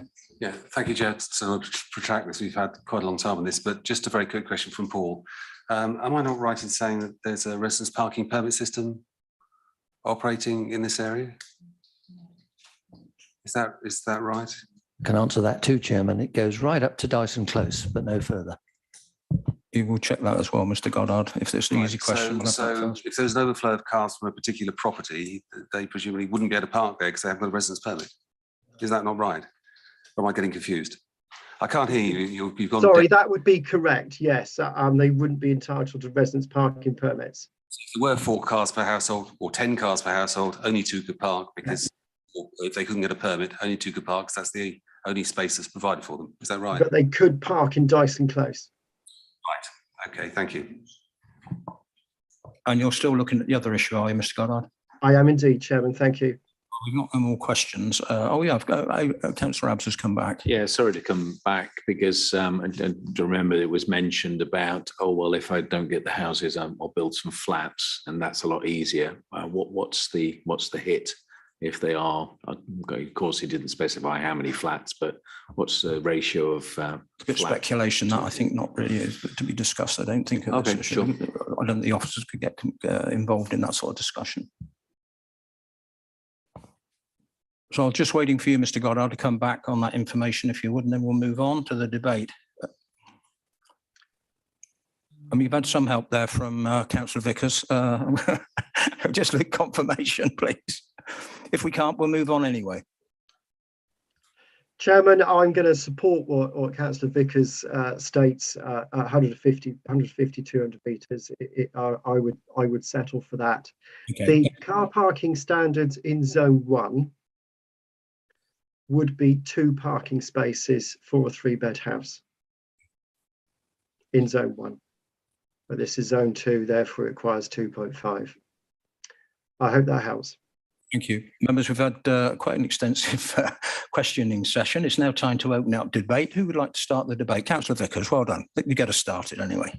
Chairman, I've lived in the Westfield estate since 1987, or at least I've owned a property there, and I've represented it on this council for all, either myself or Martha, for all but 7 of those years. I have to point out that neither of the ward members during the period when this parking policy was approved did live in Westfields or indeed in Eastfields. And I'm going to submit to you, members, that we can make and should make an exception for this site. And indeed, I would argue for any site which is within basically the floodplain area of the old Victorian housing, which stretches from Chalford Road, just at the end of Russell Road, right through to Boundary Road, the other end.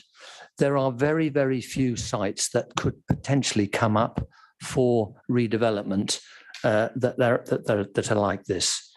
So, we chose to live in this area, despite both of us still working full time and having 3 sons at school, 2 of whom acquired their driving license while we lived there. We didn't need cars for commuting or school runs or anything but the occasional leisure trips. It was a 3-bed house. It is now a 4-bed house with a study. And it has only 1 private off-road parking space. Now, admittedly, our house is a few hundred yards inside zone 1.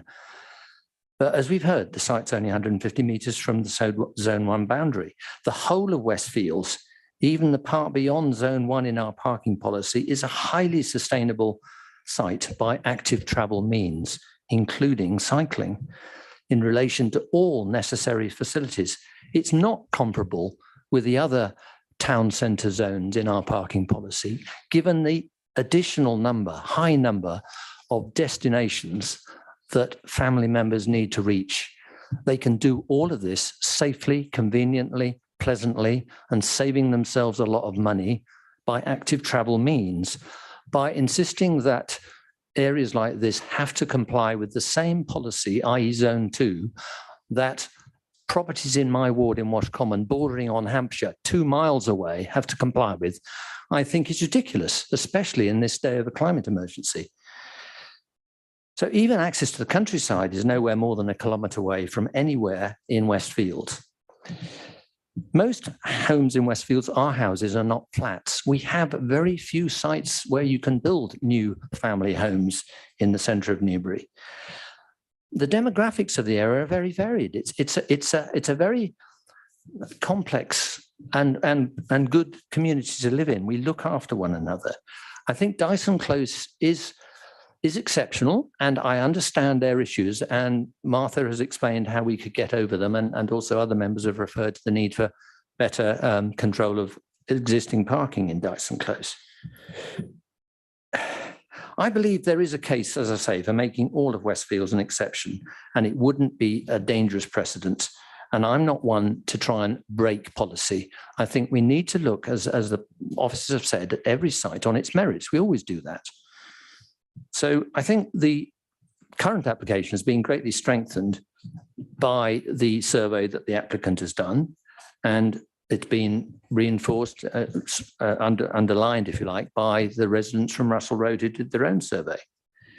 It's the safety and convenience of cycling in Westfields that I think makes a difference. And I think there's a real flaw in the methodology of our parking policy in this day and age, that we don't seem to consider cycling as an active travel means. If you think of the 5-minute zone for walking and then think of how much further you can go in 5 minutes on a bike, well, look at the site visits that we did 3 weeks ago. I beat you on my bike between sites in Newbury.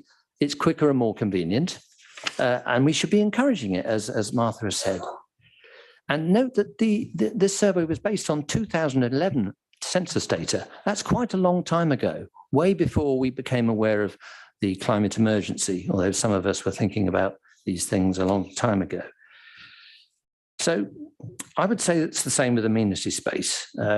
I think that is a more difficult one, but we have cases, and we're going to have one later this evening, where there is more flexibility over amenity space, because the difference between parking and amenity space is breach of a parking policy has an effect on other people, on the wider community.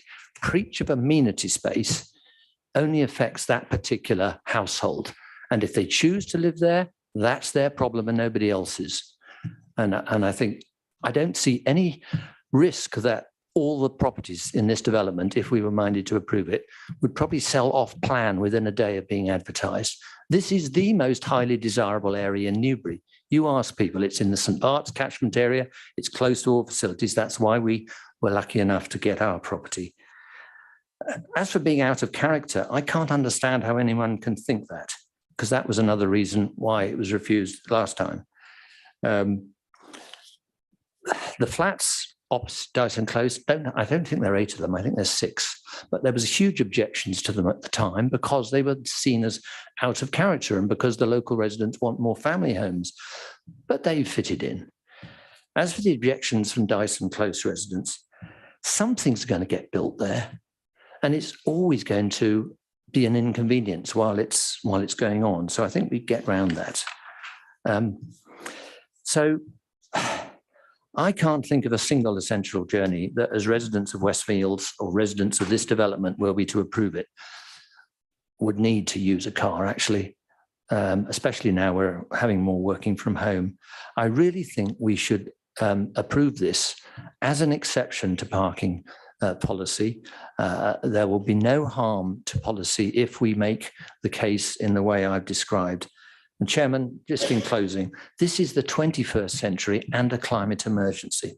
Taking all this into consideration, I believe that on both the amenity and the parking grounds, it ought to be approved, but I'll leave others to decide whether to move it. I feel I'm somewhat predisposed and I'd rather not be the one that proposed this. Thank you. Councillor Abbs.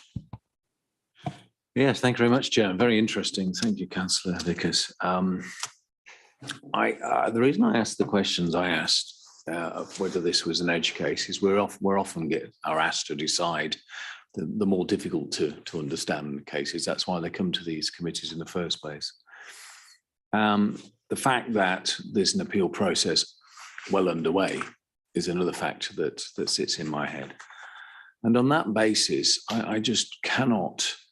We are not here to alter planning policy on the fly. That's not the purpose of this committee, as far as I understand it.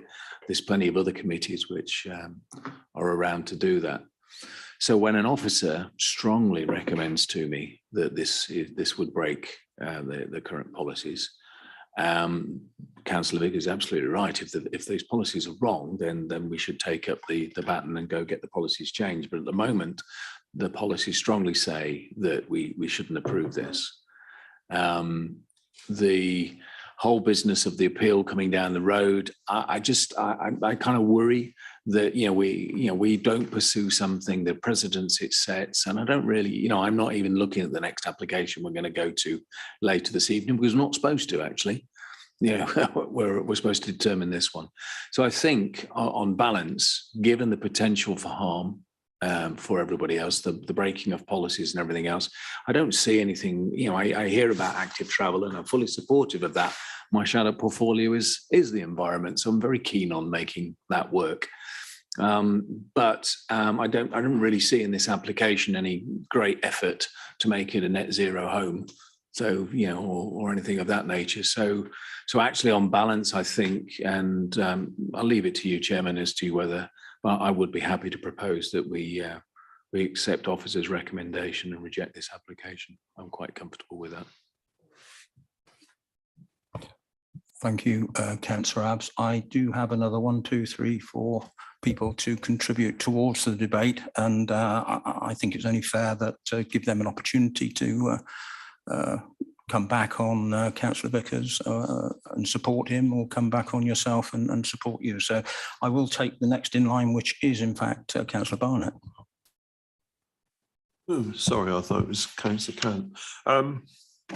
Chairman, members, this particular area, as what's been said in earlier comments by members and obviously contributors, that is a very difficult area in relationship to parking, and that of course very much hinges on my specific views on this application. And I've obviously taken note of the comments that Councillor Vickers has already outlined, and he's made a very strong argument in favour of actually supporting this particular application. But nevertheless, you know, I do feel very much in line with what Councillor Abbs has already said, that although I'm not necessarily always a firm advocate of policy, in this case, it's been quite strongly commented on the policy that this is not one that really we should be seriously considering. And I'm very much in the middle road, or at least I have been right way through this particular discussion. But nevertheless, I do feel that I'm going to have to come down slightly in favour of what's already been proposed by Councillor Abbs and support the officer's recommendations. Are you seconding? I'm more than happy to do so if I don't know about other members. I'll hold that there. I'll hold that there, yeah. And I'll take Councillor Cant. Thank you, Chair. I think I see a difference, a line between, I think the officers have been meticulous in applying the policy that we as members over time have set out for both parking and amenity space. And when I visited the site, it looked fairly obvious in the first instance that this would be overdevelopment and probably doesn't sound like a good idea. But having listened carefully to the context for this, having learnt that the average house ownership varies between 1.3 and 1.8 at present, having observed that the addition of homes for young families within walking distance of amenities in the town and park areas, and also the fact that that probably ameliorates to some extent the amenity issue about the garden size, which seems to fit with others that are local and around there. I think I'm probably being persuaded that, I mean, we're here to consider exceptions, aren't we? Not here to, I perfectly agree, if we apply policy rigidly, that's what we do. We deny this application. But we are here to apply a degree of common sense and context, I think. And for me, common sense and context feels like it's the right thing to do for that particular area. So I should be supporting, if the proposal is put forward, approving the application. Bennyworth. Thank you, Chairman. I am sympathetic with the proposals for the site. I just don't know that they're the right proposals for the site this time round. I was unable to make the site visit. I did, however, pop along this evening for a scout, and I have to say that there was a car parked up in the cove just immediately outside. I think there's the potential, and we've heard, haven't we, from Mr. Goddard, a very strong recommendation against this. And I think given the potential with a three-bedroom house, three-bedroom houses, for further an increase in that number of cars, I'm going to have to go along with officer's recommendation on this one. Councillor Rolls. Thank you, Chair. Actually, I put my hand up initially because I was a little bit concerned. Obviously, it's for members to decide in terms of if they feel conflicted or whatever. But when Councillor Vickers said he was predisposed to this application, I did raise a bit of concerns and looked at the legal officer, because I think that is a concern for the public if that is the case. Obviously, it's a matter for members. And obviously, there was a strong sort of personal connection there that he was intimating. Well, that's really why I put my hand up, but actually just to comment on the application. If I can help you there, I did very quietly take advice from legal. I was of the same opinion. And to be fair to Councillor Vickers, we didn't know whether it was a drafted speech or whether he was talking from notes, which he might have taken during the discussion. So we give Councillor Vickers the benefit of the doubt, but it was noted. Thank you. No problem. And obviously it's a matter for Councillor Vickers, and I just said that in the very best faith to protect members as well. But actually, in terms of my comments on this, I'm slightly where Councillor Bennyworth is. I'm not I'm not against development on this site. Obviously, something needs to be done, but I wonder if this is the right development. And there's very few times when I think we get a resounding a resounding guidance from officers to the extent that we have tonight. And one thing that I wasn't convinced on, based on what Mr. Goddard said, was the exceptional circumstances case, and where he gave those examples of what an exceptional circumstance looks like. And I'm not entirely convinced that it applies to this site based on his example.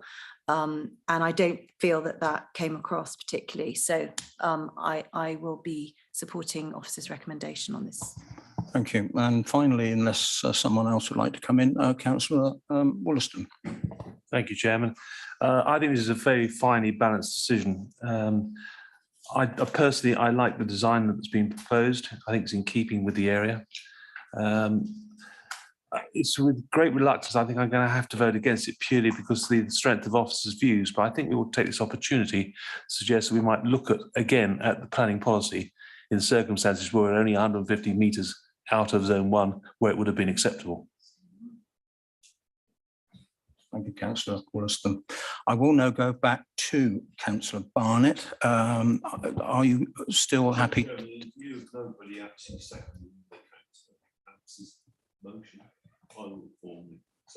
Thank you very much. So I do have a proposer of Councillor Abbs, and I do have a seconder of Councillor Barnett.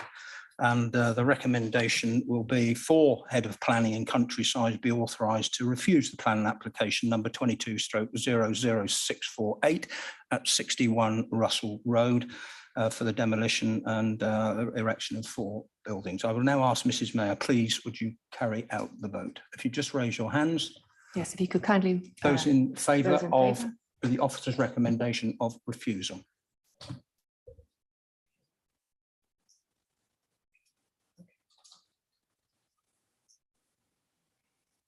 Just keep your hands up so we can record. Thank you.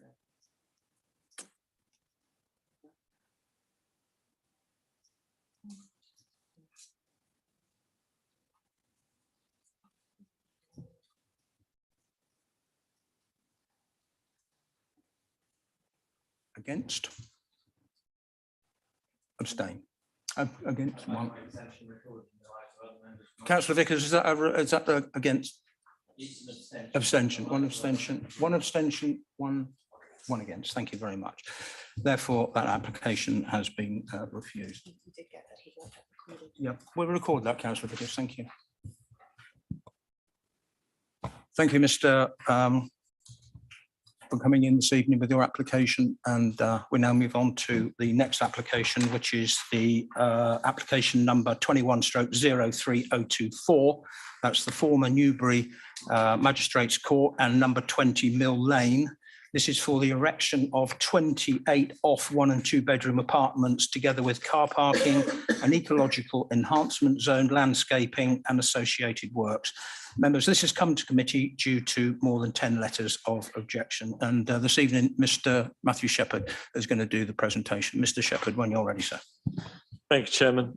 Just to clarify, the application has come before you tonight due to receiving a petition of at least 20 signers objecting to the proposed development, and the application is recommended for approval. Just for clarification on that.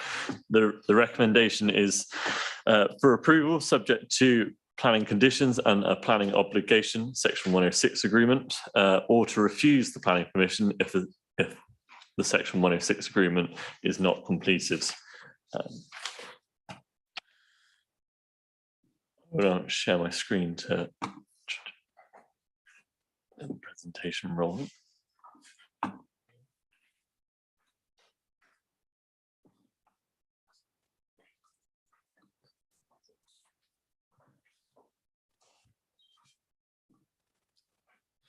So you can see here the location plan just shown up on the screen. You can see here that the outline of the original Newbury Magistrates Court next to the police station and number 20 on the site there. This has been demolished in 2019, I believe around that time. So as we saw on the site visit, the site is now cleared following its demolition, which was permitted. The development proposed is a 4-storey block of flats, 28 of them, numbers 1 and 2 bedroom flats. The proposed development would be 37 metres wide and and have a depth of around 13 to 18 meters following on from the river. So the building is stacked diagonally. The land to the north of the building would propose the ecological zones shown to the top of this plan. You have the rain garden and the swale feature, parking areas to the south and landscaping around. There is a section of shared amenity space to the eastern side of the plot. Please note that the eastern side of the section outlined there in blue is flood zone 2 and 3. The development is moved away from the residential element of this. The flats is moved away from that area. The site is within the settlement boundary of Newbury. There's a public right of way running to the northern bank of the River Kennet, so across the bank. The River Kennet is a site of special scientific interest, and it is within a conservation area. Moving on just to the next slide to show you the four floors, the ground floor, first and second floor served by balconies heading out onto the riverside, and then the fourth floor at the top with the terraces, and this is slightly set back as shown in the elevation drawings here, with a central stairwell for the lifts and access. Sectional drawings here showing through the center of the building, showing you the different layouts of the building.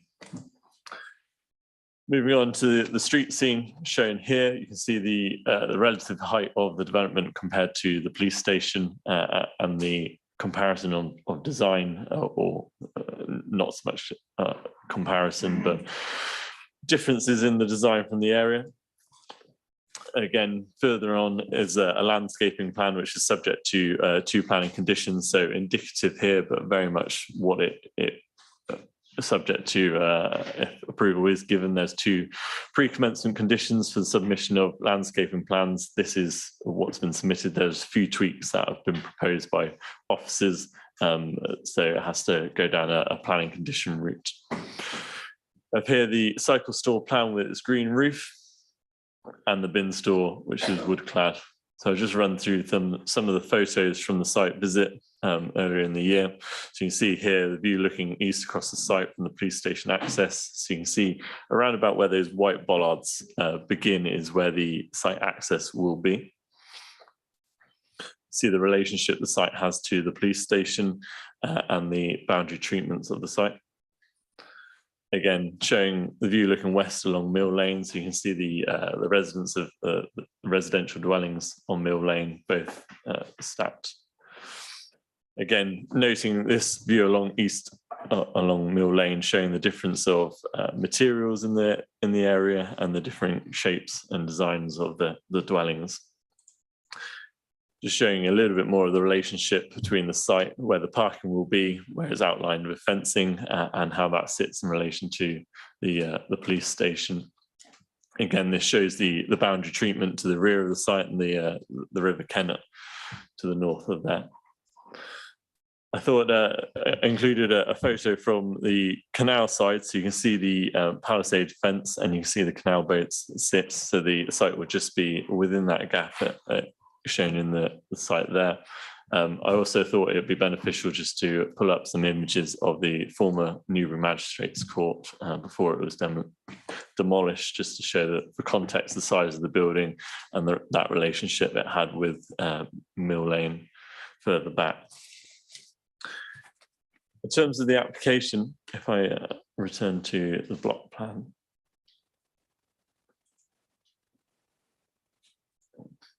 So the application has received objections from Newbury Town Council in terms of it being out of keeping with the surrounding area, its proximity to the canal, the lack of parking, and issues with CS15 and provision of renewable energies. West Berkshire's conservation officers have raised no objections to the application. Natural England and the Canals and River Trust have raised no objections to the application. The tree officers raised some comments that needed to be adjusted within the landscaping plan, but this could be taken care of via planning condition. Thames Valley Police have commented on the application, noting that the council must be satisfied that no parking, it would lead to no on-street parking that might jeopardise the police's function in the area.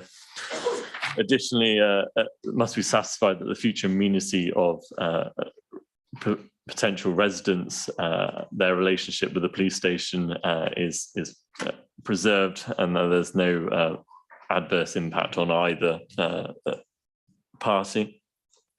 Environmental health officers raised no objections. The Affordable Housing Officer has raised no objections to the development. Newbury Society have raised objections in regards to design, landscaping and effect on the conservation area. Public representations in regards to this application have raised issue with its proximity to Newbury Police Station, the noise disturbance in terms of the construction of the proposed development, air pollution in the area. The site is within the flood zone. Mill Lane has too many flats already, and concern in regards to removal of the fence line and the concrete standing against the river. In terms of planning policy, the application is within the settlement boundary of Newbury in a highly sustainable location, close to good amenities. It's a brownfield site and is gained support from both local core strategy policy and NPPF policy. Moving to affordable housing, the level of affordable housing proposed is compliant with planning policy, split between social rent, first homes and shared ownership. On point 6.12 of the officer's report outlines the split between first home, social rent and shared ownership between 1 and 2 bedrooms. The Affordable Housing Officer has had input into this in negotiations with the applicants, and we've come to a policy compliant level of affordable housing on site. Conservation Officer is of the opinion that proposals are considered acceptable from a building conservation point of view, enhancing the setting of the conservation area by filling in what is a blank canvas at the moment. During the course of the application, discussions over the design and specifically in the materials of the development were ongoing, and a darker material has been proposed within the development. The site does provide a level of shared amenity space to the east of the site. For flats of 1 and 2 bedrooms, there is a requirement for 25 square meters per unit. Cumulatively, the development falls foul short of this in terms of SPG's requirements. Case officers note that there are several balconies serving second and third floor, and also balconies on the top floor. So there is provision of outdoor amenity space for the majority of flats. Some flats do not have any amenity space. It is considered that whilst there is a shortfall in terms of outdoor amenity space, it notes the central location in Newbury Town Centre, close to Victoria Park, close to the town centre, and the flats. Some flats, the majority of flats are served by some outdoor amenity space. Therefore, on balance, the case officer is content with the level of outdoor amenity space provided. Case officer is happy, content with the level of overshadowing and the relationship the development has with nearby residential properties in Mill Lane, and also the moorings within the River Kennet. The Environmental Health Officer has had quite a lot of input into the development in terms of securing planning conditions that glazing of the development be to a suitable standard to preserve the amenity of future occupants in regards to the level of noise generated by the traffic, but also the neighbouring police station and garage. In terms of our highways officer, I'll leave Mr. Goddard to comment further on that, but they've raised no objections subject to planning conditions. In terms of flooding, some of the development site is within flood zone 2 and 3, but the development is moved away from those flood zones, so sequentially an acceptable location within the sites. The lead local flood authority has raised no objections, as has the Environments Agency. The Council's ecologists have raised no objections subject to planning conditions, as have Natural England, who have an eye for the triple SI, that is the River Kennet and Avon Canal. During the course of the application, renewable energies, an energy statement was submitted in response to CS15 of the development plan. This proposes a total reduction in emissions from energy efficiency, low carbon and renewable technologies equated to 57% of the development. Whilst not achieving full zero carbon, this is considered to be a meaningful reduction in carbon emissions. The energy statement outlines how the building can utilize solar panels and air source heat pumps in this strategy. It also outlined the renewable energies that weren't possible on site. Development can be conditioned in accordance with this strategy, and officers are satisfied that on balance this would take a sufficient account of the requirements of policy CS15 when weighed against the merits of the redevelopment of the site and provision of housing in a sustainable area. Moving to the planning balance, the proposed development utilises a central vacant site in Newbury in a highly sustainable location. The proposed development includes a full policy compliant level of affordable housing. The proposed development is not considered to harm the character of the area or amenity of existing or future occupiers. Development is considered well designed and suitable scale of massing given its context. The development is located adjacent to the River Kennet and Avon Canal. Statutory constituents have raised no objections subject to conditions. The development therefore does not pose a risk that cannot be controlled by planning conditions to the natural features of the site. The development proposes the use of sustainable methods of energy production, policy compliant level of car parking and cycle parking. Whilst the case officer acknowledges the shortfall of the development in terms of outdoor amenity space, its central location near Newbury Town Centre, Victoria Park and the Canal and River Towpath, and the fact that the majority of flats have some form of outdoor amenity space is therefore on balance the case officer is content to accept this level of outdoor amenity space. The proposed development is therefore recommended for approval subject to conditions and a section 106 agreement. Just moving to the update sheet and some of the, I'm just going to stop sharing my screen as well.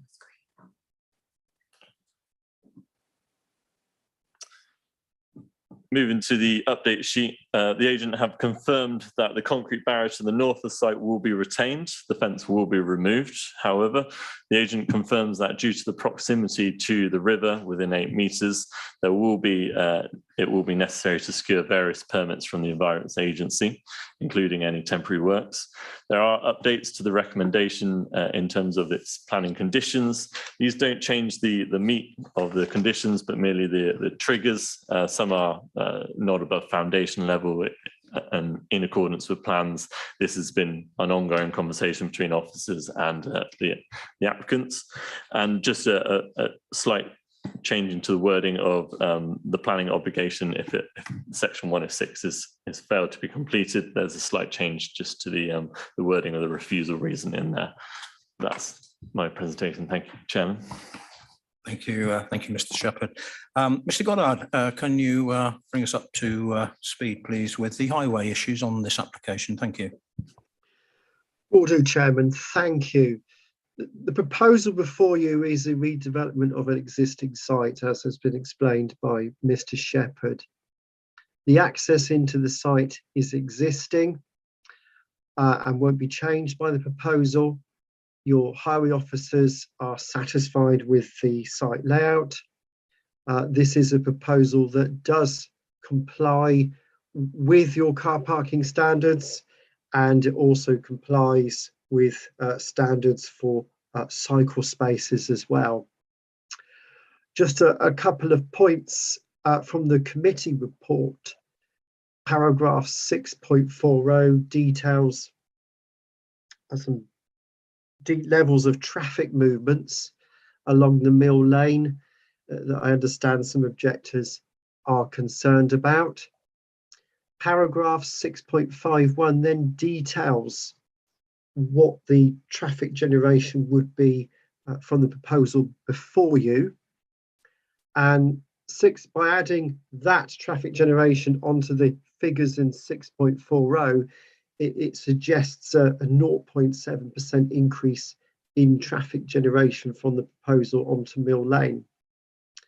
However, what isn't considered here, that is correct, by the way, but what isn't considered here is the fact that the Magistrates Court itself would have generated, I would consider, a far higher level of traffic generation than the residential proposal that is before you. And on that basis, the likely reduction in traffic levels on Mill Lane and the acceptability of the site layout before you, your highway officers raise no objection. Thank you. Thank you, Mr. Goddard. Members, it's now time to take the presentations from the attendees this evening, and I'd like to ask back Councillor Foote from Newbury Town Council. Welcome back. Busy tonight. 5 minutes, you know the format, and when you're ready, we'll start. Okay, thank you very much, Chairman.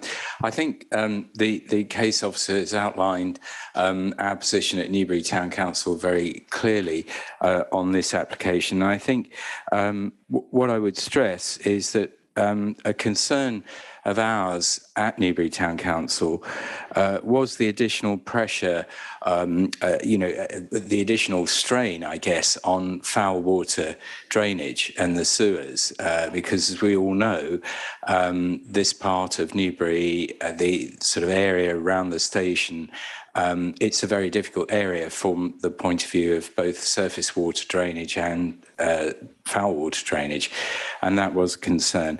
I think also, if I may, I'd like to highlight the comments of the Newbury Society again on this development, that these sort of developments present an opportunity to create a creative, well-designed building that is very much in character with the historic character of Newbury, and this we felt presented a bit of a missed opportunity. But that's all I had to say, and I'd be very happy to do my best to answer questions if members have any. Thank you. Members, any questions of Councillor Foote? Councillor Rolls, thank you. Thank you, Chair. Hello, and thank you for your presentation. Just one question, just in terms of the sort of, you mentioned, the sort of look, design, feel of it. What would your comments be on what would be more appropriate, or how is this not? How you feel this doesn't sit? Yeah, well, could you just elaborate a little bit? Yes, I think it's a bit of a disappointment that certainly in the early design of the building, the lead was taken from the police station. What had happened there, and again in the Newbury Society submission, they talk about the mill. West Mills redevelopment by St Nicholas's Church. That, I mean, you look at that building, it does look like a mill. So it's quite creative in the way the architects have actually constructed the building. So I don't feel qualified to sort of comment on that, but it's just a little bit maybe more creative from an architectural point of view would be helpful. And also, again, maybe designing roof space so that PV panels, are optimized. It isn't like a north-south facing, site. So these days, with a bit of an imagination from the architect's point of view, you could create a really nice building, I think. Thank you. Thank you. No more questions. Thank you. Thank you very much, Councillor. Members, we now come on to the objectors. We have two objectors to give a presentation to the committee this evening. We have Miss Annie Speller, who is by Zoom. I'm Mrs. You are Mrs. Speller? I am. I'm not Miss. Okay, thank you. I was expecting you to be by Zoom, but you are actually... Okay, thank you. Right. And we also have Mr. Wiltshire. He's on Zoom. He's on Zoom. Okay. Well, if I could invite Mr. Wiltshire in then. Mr. Shard. Mr. Wiltshire is with us. Okay. Is on Zoom. Yes. He's in the room. Right. Mrs. Speller and Mr. Wiltshire, I understand you've not actually spoken to each other, but just to make it clear, as objectors, you get a total of 5 minutes to speak. So I'll give you this opportunity just to converse with Mr. Wiltshire now, firstly to say who's going to speak, and secondly, for you to give him or him to give you some idea how long you're going to speak. Be a bit unfair as you're both objectors and you haven't spoken to each other, although I understand the opportunity was given for you both to speak this evening. It'd be unfair if one of you took 4 minutes and 30 seconds and the other only got 30 seconds. So I'll just leave you for a minute No, if you'd just like to discuss this with Mr. Wiltshire, and then we'll move on. Well, okay, let me just start then, and it'd be unfortunate if one of you doesn't have any time to speak. I will now give you the opportunity. Who's going to speak first? Mr. Wiltshire's. Okay, thank you. So you have missed 5 minutes. I'd suggest that we give them two and a half each. It's up to them. I suggest 2.5 minutes, Mr. Wiltshire, to be fair. And we'll give them all. And I'll give you a warning. Thank you. When you're ready.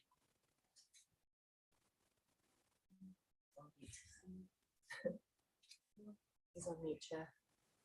You're on mute, Mr. Wiltshire. Can you hear me now? You can. Sorry. Most of my presentation this evening was regarding the concrete structure, which I believe is now being retained. So I can skip and save a lot of talking. To further down the bank side, the concrete structure doesn't follow the whole development. Part of the bank, I'd say a third of the bank, is actually a soft bank. One of the items that I've read is 6.59 mentions a fallen tree in the water. This is not true. It has fallen along the length of the bank. Sure, I'll stop you there. You're breaking up and the committee can't really hear what you're saying. The connection is not good. Microphone, maybe. Can you come a little closer to your mic? Can you hear me now? That's much better. Sorry. I'll start you again. Sorry. So thank you this evening for receiving me. Good evening to you. Most of my presentation this evening was regarding the concrete structure, which I believe is now being retained, so I can skip through that. My other concern was further down towards the east side of the bank. This mentions a fallen willow tree in the water. This isn't true. This fallen tree has fallen along the length of the bank, probably in excess of 10, 15 years ago. And again, with other vegetation and the existing willow tree that's there, is there at the moment, forms part of the bank. If this was heavily pollarded, we will risk losing the bank. This is in actually the flood zone, where there are already 2 severe leaks into the neighbouring properties, one in the garage and further down Mill Lane. When the water level, as you know, the water level is very high there. When the water level rises, the water table rises, it does leak. So I'm very concerned about that. The on-site meeting that I intended, that I did visit a week or 2 weeks ago, my mission was to discuss it with you guys and go through it. Unfortunately, I wasn't allowed on site, but thankfully you allowed me to talk via outside the gate. I did place a tree there, so you may look over my fence line to ascertain that it wasn't just hearsay, it was actual facts. My main concern, moving away from that concrete section, my main concern is the lower part of the development, the bank side. That is a soft bank. If the vegetation is removed, you will risk losing the bank. Thank you very much. Thank you, Mr. Wiltshire. That's very, very helpful. So I'll just 3 minutes.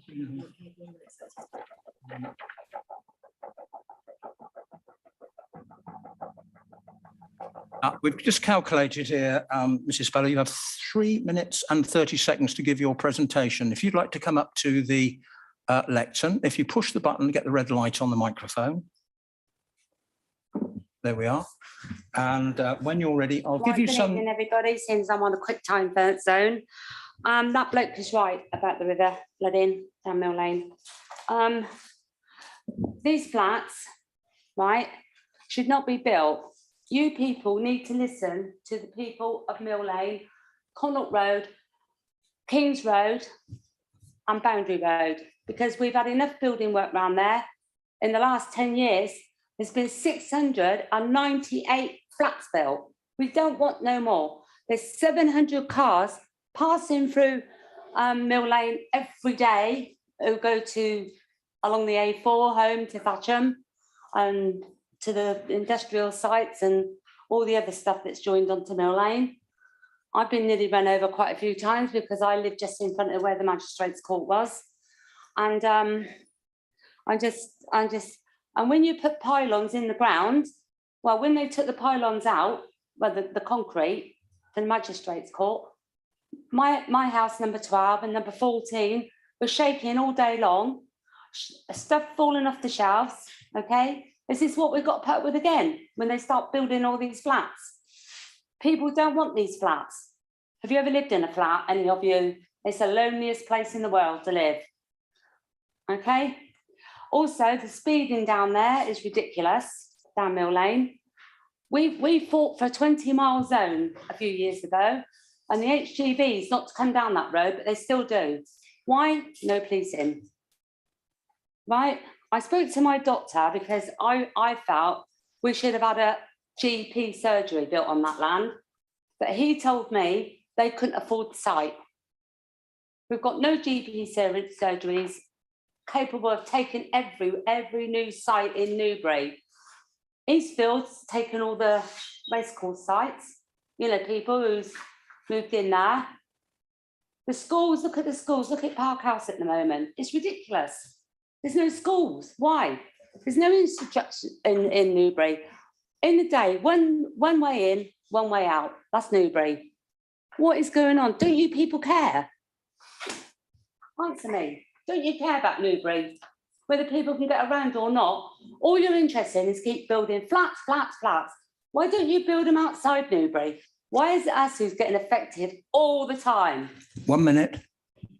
Right, okay. Homes England suggested in 2018 there should be 19 new homes built there.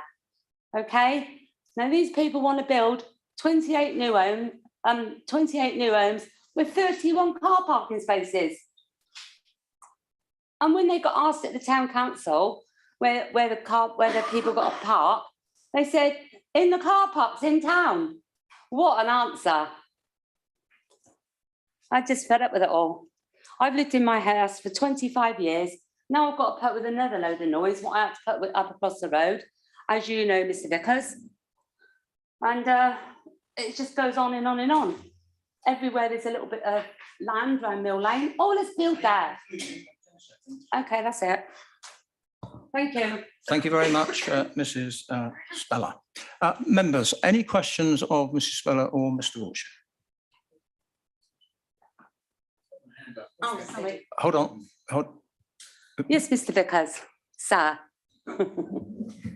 I'll take you first. Thank you, Chairman. Yes, Mrs. Speller, we know each other well from the Mill Lane. Yes, we do. Maple Loop building all the flats. flats along Yes. Mill Lane, yes. Well, it wasn't quite so bad. I mean, everything's It bad was. while it's The going dust. up. I got Yes. COPD because that dust that they never put Yeah. water on. When I complained to the environmental people, they didn't want to know. Mrs. Speller, my question to you, because I'm only Yeah, go on. allowed to ask questions relating to what Okay. you've said. You've referred to the speeding traffic and Yeah. the fact that it's not being policed and Yeah. the HGVs. Absolutely agree with you. But thank you. I tried to make you aware, and I will do so again, by asking you, are you aware that Mill Lane is due to be very soon closed to through traffic and to be made suitable as a residential street as a result of something we had at our last meeting, which was to create the new link road through Stirling Cables? So are you aware of that? And do you No, think that and will I'll help? believe it when I see it, because Mill Lane is not a marked road. It's not an A, it's not a B road, it's a lane. I think it's a B road, actually. No, on the it's map. not. Yeah. I've looked it up. It's not marked. Okay. Sorry, sorry. That's my question. I shouldn't lose my temper. I'm just so cross about all this. Thank you. Councillor Barnett. Yeah, well, I've got a couple of questions for Mrs. Speller, but firstly, I'm going to take the opportunity to formally thank you for organising the petition, because members, if it wasn't for Mrs. Speller, we wouldn't be discussing this application tonight. Mrs. Speller was instrumental in getting the petition together and getting it submitted. So thank you very much for what you've done. There was actually 44, not what was mentioned earlier. There was 44, because I've got a list of them all at home. People who objected. Was there a question, Councillor Barnett? There is a question, if I get the opportunity to ask. You mentioned about the 20-mile zone, which I think you did say it's difficult to monitor, and Councillor Vickers has already answered you in relationship to the possible changes to Mill Lane, which I wasn't aware of, I might add. Would you see that as a beneficiary to you if it is a restricted area? Because obviously it still would mean the police would have to get out, and so would you have to get out. Could you see that as a benefit to you? Mr. Barnett, I can't see that happening. To be honest, I can't see them closing off Mill Lane, because I read that they wanted to close off King's Road. So which road is it? King's Road or Mill Lane? Mr. Vickers. Any more questions, Mr. Yeah, well, can I mean, I will be making a few observations in my presentation, but it was mentioned obviously that, you know, number 12 and 14, I think, is the most affected houses. Can you foresee that if this proposed development was to go ahead, they would have a clear visibility into the rear of those two properties? Yes, and they will be overlooking us because we're built under, we've got no footings in our cottages. They are built down lower than the road. I don't know, when you gentlemen come round, did you notice our cottages? You know, Mr. Vickers, don't you? Yeah. Thank you. Councillor Bennyworth. Thank you, Chairman. A question to Mr. Wiltshire, please, if I may. Would you say that it would be in the applicant's interest to preserve the integrity of the bank? Sorry, you're on mute. You're on mute. You're on mute, Mr. Wiltshire. That's right. Sorry. 100% yes. The statutory consultants haven't had no objections against this, but I don't think they've been told the whole truth. I think if they realised that the bank side was to be affected, I think they'd have a lot more to say. Definitely on that area where the vegetation is. Now the concrete staying, that's great. The bank will be stable in that area. But the other third, the eastern side of the bank, definitely if you start pulling by all means come down and have a look. And this is why I went to the site visit the other day. There is a heavy hedgerow there with, as I say, a fallen willow tree. If that's taken away, that's going to be where the seating area is. So I understand why it needs to be taken away, because they want the vision out onto the canal, the view out onto the canal. I completely understand that, but there's been no address to the bankside works that will have to take place if that area is altered. It will have to take place. The root trees hold the bank together, as you know. I don't have to tell you. And if they are heavily pollarded or taken down and new bushes put in, there need to be allowances for the bank. It is a soft bank. Thank you, Mr. Wiltshire. If I may, Chairman, I think that's. May I just say a word about the bank? Just a minute, hold on. I think there's a question I think I'd also like to ask to the one more applicant question to in Mr. due Wiltshire course. or to Mrs. Sparrow. Thank you. You're finished? You'd like to contribute to that last question? Yeah. On the bank? Okay. Yeah, because I went down last night and just opposite Connaught Road, there's an osteopath place. Now, there's a management team who are in the flats there, right next door. I don't know if you know, because they've been writing to West Berkshire Council about the river flooding, and apparently you people don't want to know. So I went round there for them to prove to me that the banks are gone and all the water is coming down underneath the osteopath. I followed it and it's going straight on the road, and it's about that deep now. Mr. Barnett, you saw it last night. Thank you. Thank you. Mrs. Sparrow and Mr. Wiltshire, thank you very much for your contribution this evening on the presentations and the answers you've given. Thank you very much. And thank you for listening, everyone. You're welcome. Good night. Please turn off the microphone. Thank you. Thank you very much. Mr. Fuller, Councillor Fuller, sort that out. Well done. Members, we have no supporters to give a presentation to us this evening, but we do have Mrs. Kelly Plegler from Raw Planning. Ms. Plegler, nice to see you. Thank you. And I'll just get myself organised here, then we're away. You know the format. You have 5 minutes, and I will give you some notification at 4, and then in 10 seconds, I will say, and in conclusion. Is that okay? Yes, that's fine. Okay, let me just get this organised here. When you're ready, madam. Okay, thank you. Good evening. I'm the agent for the application. Planning permission is sought for the erection of 28 1- and 2-bedroom apartments, including 8 affordable and first homes. The application site was purchased by Homes England, who are the government body for accelerating housing delivery. Homes England are the joint applicant alongside Newbury-based developer Palladay Homes. Palladay Homes is run by Adrian Doyle and Alex Pearce, who both live with their families in Newbury. Alex has lived in Newbury all his life and has raised thousands of pounds for local charities through his 34-year membership of Watership Brass. And Adrian has also lived in Newbury all his life and is a keen environmentalist and is chair of the local charity of Newbury District Beekeepers Society, representing 250 local beekeepers, and he also supports and trades at Newbury Market. Palladay Homes are an award-winning Newbury-based developer, having won both national and regional house building awards.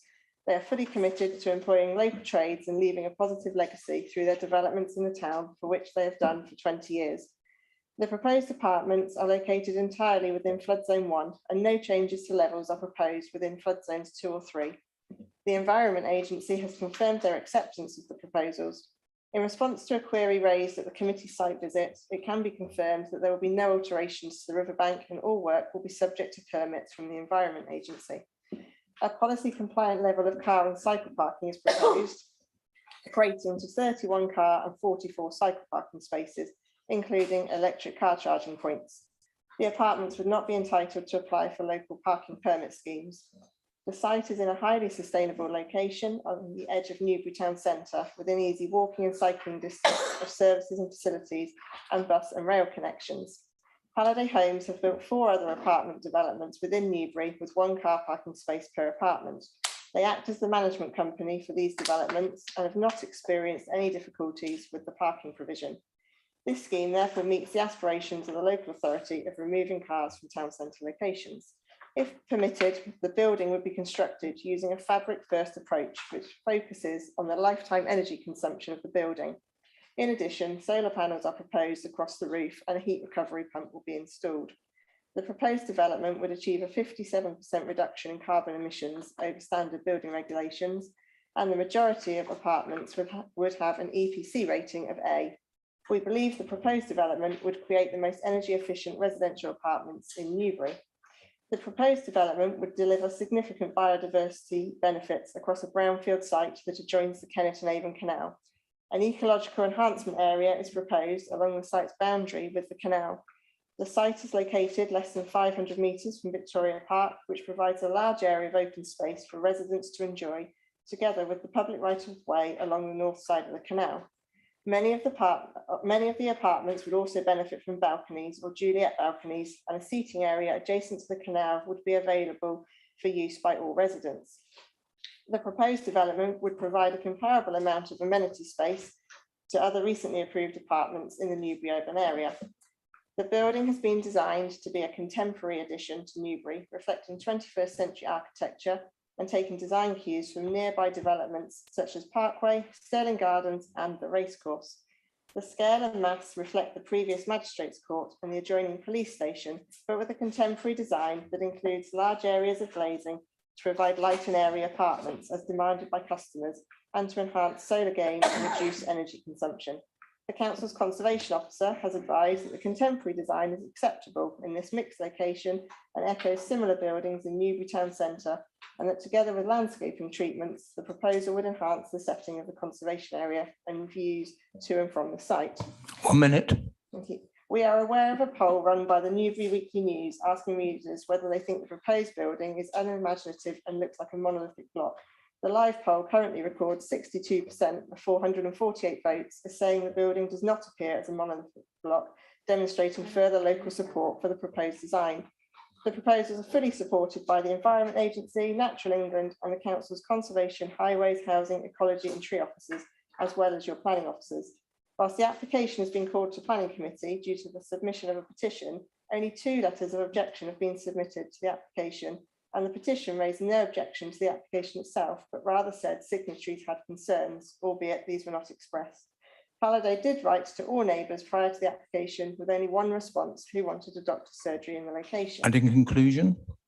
The last line. Well done. We therefore request that you resolve to approve the planning application subject to the signing of a Section 106 agreement enabling housing to be provided on this highly sustainable brownfield site, which is exactly the type of site the council's policies seek to direct housing to. Thank you very much. To the second. Well done. Thank you very much. Members, any questions of the agent, Mrs. Plegger?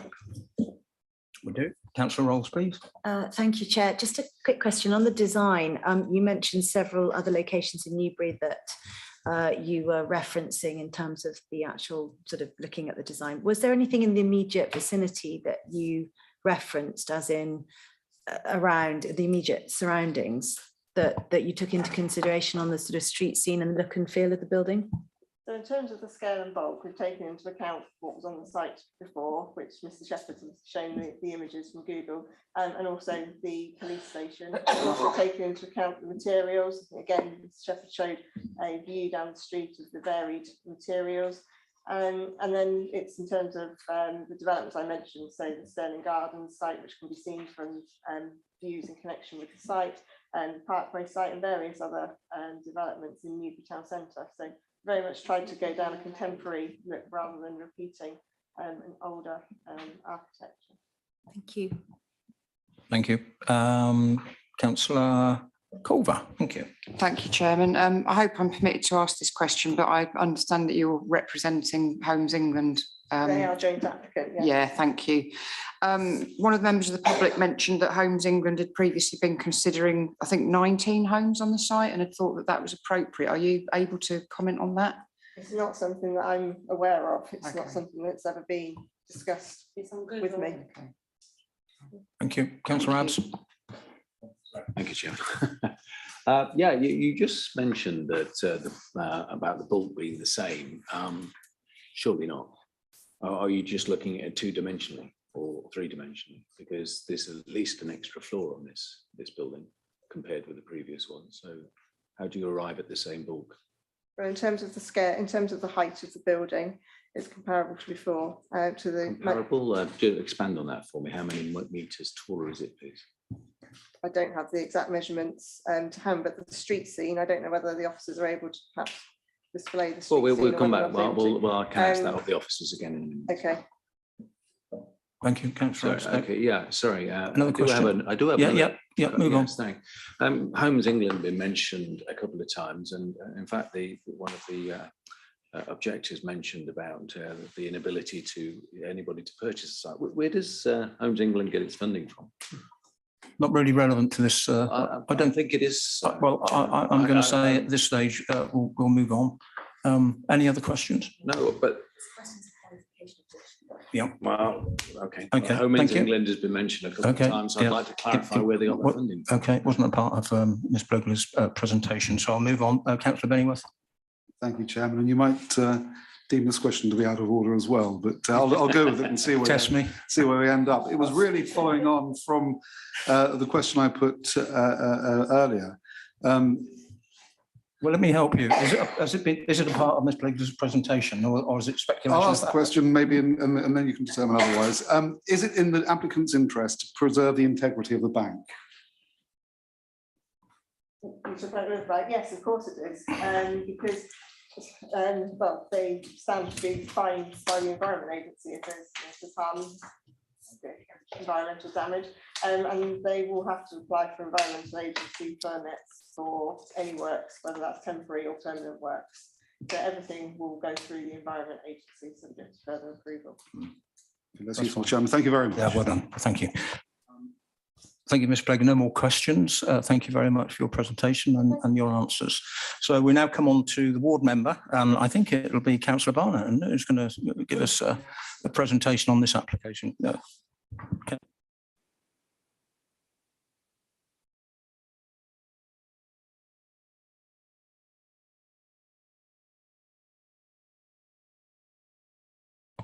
Okay, am I on? You are. When you're ready, I'll start. Right, When you start. okay, Chairman, members of the public. The site where this development is proposed lies next door to the canal and the marina, where surrounding banks are renowned for collapsing, especially during rainy periods. One of the most important conditions that must be placed relates to the retainment of the existing old supports or replacement with modern ones. And of course, we've already had a lot of discussion about this already tonight. So I think it's imperative that that has to be part of the conditions. The surrounding area of the site has been flooded, i.e. Mill Lane, on several occasions in the past.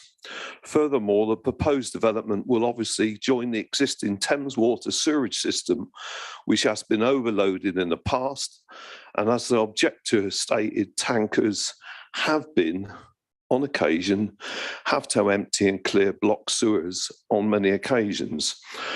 Although the discussions relate to the Pacific site, the old Victorian sewage system in the area will be subject to further pressures due to the Stirling Cables apartments, which will be joining the existing system very shortly. Excuse me. Regarding the proposed development, the building, of course, will be rising just slightly above the existing police station next door. But it will be imposing on the area and dominate indefinitely, not in keeping, as what's already been stated, with some of the other developments. And I think actually the wrong developments were quoted because Newbury Society quoted Newbury Green and Mill development in particular as a good example of a development that fits in nicely near the river. Now on to the 31 parking spots, which is to be proposed. Is that enough, one wonders? There is 25 two-bedroom apartments in this particular site. And of course, we've had a lot of discussion about car parking on the earlier application already tonight. Although deemed to be a town centre site, many of the proposed apartments are likely to require more than one car, especially if the occupants work away separately. What effect will it have on existing parking in Mill Lane, which already has more parking permits than parking spots? If all the parking spots on this development are taken, where will they be parking? Will they be blocking the entrance to the police? The police vehicles need clear access. And I think it's imperative that there is restrictions placed, that there's no way that any vehicles can be parked along that section. Furthermore, there's dual parking arrangements along that part of Mill Lane, which means there's 2-hour slots. And a lot of people, of course, are taking advantage of 2-hour slots that are parking and going in the town, which is not obviously helping existing residents. So I think that is another condition that needs to be seriously considered. Furthermore, we've already heard about number 12 and 14, the most affected impact of the possible development, especially from the top tier of this development. Hopefully the views will not directly affect these properties. Finally, although Mr. Goddard said there's going to be very little increase in vehicle movements, we've already had discussion at the previous meeting in relationship to the new proposed road. And of course, the extra pressures that are being placed on Hammeridge Road and Boundary Road Junction, especially if there won't be any traffic lights. So I think that's going to create an extra burden as well. So furthermore, to actually just conclude, I'm hoping that there will be strong conditions in place on the construction of vehicles and the construction site operation, because of course, clearly, sorry, you just asking me to close up. Oh, sorry, I thought you were, apologies. I was just going to say that the issue in relationship to the parking of construction vehicles and access to the site, I hope there's conditions that would not be affecting the local residents, because of course it is a very difficult area to park at the best of times. Okay, I would conclude at that point. Thank you, Ken. Any questions, members? Yes, Councillor Vickers. Yes, thank you, Chairman. Councillor Barney, you mentioned the problems of parking, and we're back to that issue again. This is a residence parking area. I'm sure you're aware of that, and you therefore will be aware that the residents of this development will not be allowed any parking permits. So it's not going. It can't increase the burden on on Mill Lane. So are you really just only concerned about the police station area, which is private parking? No, I mentioned councillor because in relationship to there is more parking permits already issued down that section than actually parking spots. And I also made the comment that it's dual parking, which means there's 2-hour parking spots along there as well. And I would like to see that taken away. So it's a total residence parking, which then would alleviate the opportunity for any of the residents on this development, if it's proposed by you group tonight, that they would not be able to park anywhere along the existing part of Mill Lane. So just to be clear, you're saying you don't want the residents of this development even to be allowed to park for the 2 hours of the existing limit, where there is some spaces that are not just 100% residents parking. They have this sort of 2-hour limit for anybody. Is that what you're saying? Well, that 2 hours is got to be policed. And as far as I'm aware, it's not being policed that well. Okay. So it's the old story. If it's not being policed correctly, and it's 2 hours, somebody's going to take advantage of it if they find they can park for 4 hours and not be checked. Policing monitoring is everything, isn't it? As with the speeding and the HGVs. Yeah. Thank you. Any more questions? No more questions. Thank you very much, Councillor Barnett. Members, we now move on to any questions of clarification of either Mr. Shepherd or Mr. Goddard. I have Councillor Abbs. Councillor Abbs, who's your question directed to? Thank you. Mr. Shepherd. Yeah, I'm really a bit confused. I've heard lots of people talk about the design, and it's a modern design and so on and so forth.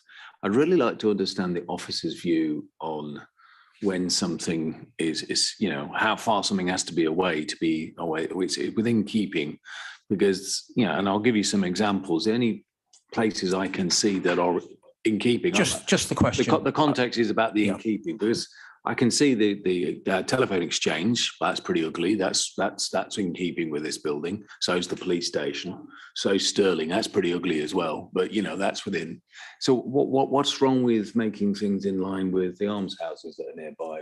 Or so why is the officer saying, oh, well, that one over there, I can see one over in the distance there, and that matches, so that's okay. How is that the local? I think I'll move on to Mr. Shepherd to answer that question.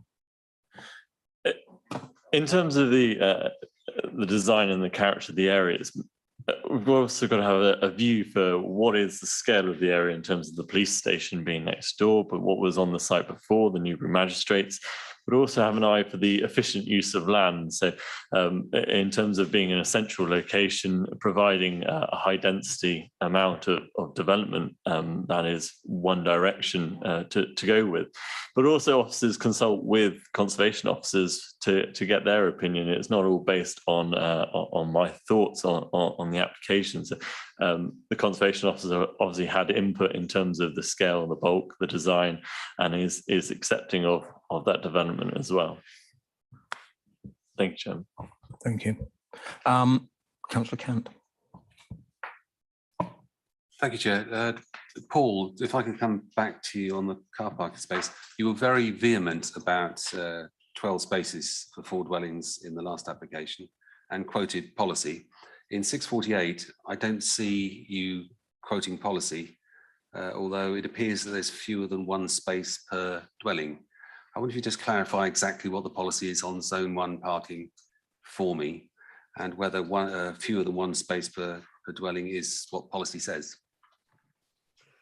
Chairman, I will. Thank you. The 1-bedroom apartment or flat in zone 1 requires 0.75 spaces according to our standards. A 2-bedroom flat in zone 1 requires 1. Considering the number of flats proposed, this makes 25 spaces. And then we have the parking standards also state that 1 space per 5 flats is then provided for visitors. So in the end, that makes up 31 spaces, and the proposal complies with the standards set out in zone 1. Hope that helps. Thank you. Councillor Rolls. Thank you. I've got a few questions for Mr. Goddard and also for Mr. Shepherd. So just to Mr. Goddard, so what I'm not clear on is visitors parking. So obviously you've got allocation for the flats. I'm not quite sure where visitors would park, apart from obviously all the comments that we've received around neighbouring streets. The second question, if I may, can I just list the questions to Mr. Goddard first? Second question, I'm not entirely clear that we've covered the point around Thames Valley Police access and how, because that they keep saying in the report that we need to satisfy ourselves that they will have complete access all the time, etc., etc. So I'm not sure that's been sort of discussed or asked. Thirdly, and I know that Mr. Goddard is very good on disabled spaces and the ratio. If you could just clarify, I think we've got one disabled space here, that actually fulfills the criteria. And finally, Mr. Goddard, you made a comment around this being a magistrate's court previously, and therefore that would have created quite a lot of vehicle traffic and access. However, I think we need to consider the fact that, and would you agree, I guess, as a question, that magistrates' courts tend to be used in the daytime for the public, but not obviously people living overnight and visiting people, etc. So I think that comparison is slightly misleading because it's not like for like. We're talking about residential overnight. So could I ask Mr. Goddard that, and then could I come back on Mr. Shepherd? Thank you. Mr. Goddard. Thank you, Chairman. If I refer to the plans before you, and I don't know if they've been shown on the screen, but there is, the visitor spaces are provided internally within the site, the spaces that we mentioned. One disabled... Sorry, could you just clarify where those spaces are? Yeah. As you go into the site, crossing the red line, they are immediately on your left there. Right. So they are provided in the site, and the policy does say they must be provided in the development, not on street, within the development. Those visitor parking spaces for flats are part of the parking requirement that should be provided within the site. The parking for disabled persons normally runs at 4%. So one space has been provided in the corner next to the bin and the recycling store there. Your comments regarding the police access there, yes. We have thought about this. The access into the site before it gets to Mill Lane is private. So I think the only thing that we can do is that it would be a civil matter between the developer and the police. But I would perhaps suggest that of all people that could do something and stop parking within their access, I would suggest that the police station is probably the very best people to stop that sort of thing from happening. If it's a problem, I would expect the parties to do something about it internally. Unfortunately, it's not an issue for anything that we can do as a local highway authority. And then your final question was the sort of different patterns of traffic generation. I think you're correct. During the day, the magistrates' court would have provided a much higher traffic generation than this proposal will. But you're correct in saying, well, at around 5-6 o'clock, the magistrates' court would probably close. And then during the evening, you would probably have more traffic generation from the residential development. But I would then say that outside peak hours, sort of after 6 o'clock, traffic generation for residential uses is usually quite low. Probably too low for us to be concerned about it would be my advice. I hope I've answered your questions in full. Thank you. Thank you. Could I just ask Mr. Shepherd one question? So Mr. Shepherd, you mentioned amenity space, and you mentioned that some of the properties will have balconies. Can you just clarify how many will have balconies and how many are left without balconies? Thank you. So turning to the floor plans here, you can see Ground floor won't have any straight out. The first floor and second floor will have the balconies to the north, and then the fourth floor. So there'll be 12 flats have some provision, of the 16 won't. So, sorry, just to clarify my mind, so over half won't? So there'll be some shared amenity space within the site shown in that corner. Just in terms of balconies? So, Yeah, so, over half won't have balconies? No, yeah. Thank you. Councillor Culver. Thank you very much, Chairman. I've got a couple of questions for Mr. Shepherd firstly, if that's okay. I noticed where it talks about the amount of housing units on page 51, talks about 30% shared ownership, but I think that should say 5%, because that's obviously been reduced now that we've got the first homes policy. I'm slightly disappointed. We seem that like we're going to be losing one social rent place. By my calculations, there should be 5.88, and we're only going to have 5 because of the need to provide the 10% of homes for ownership.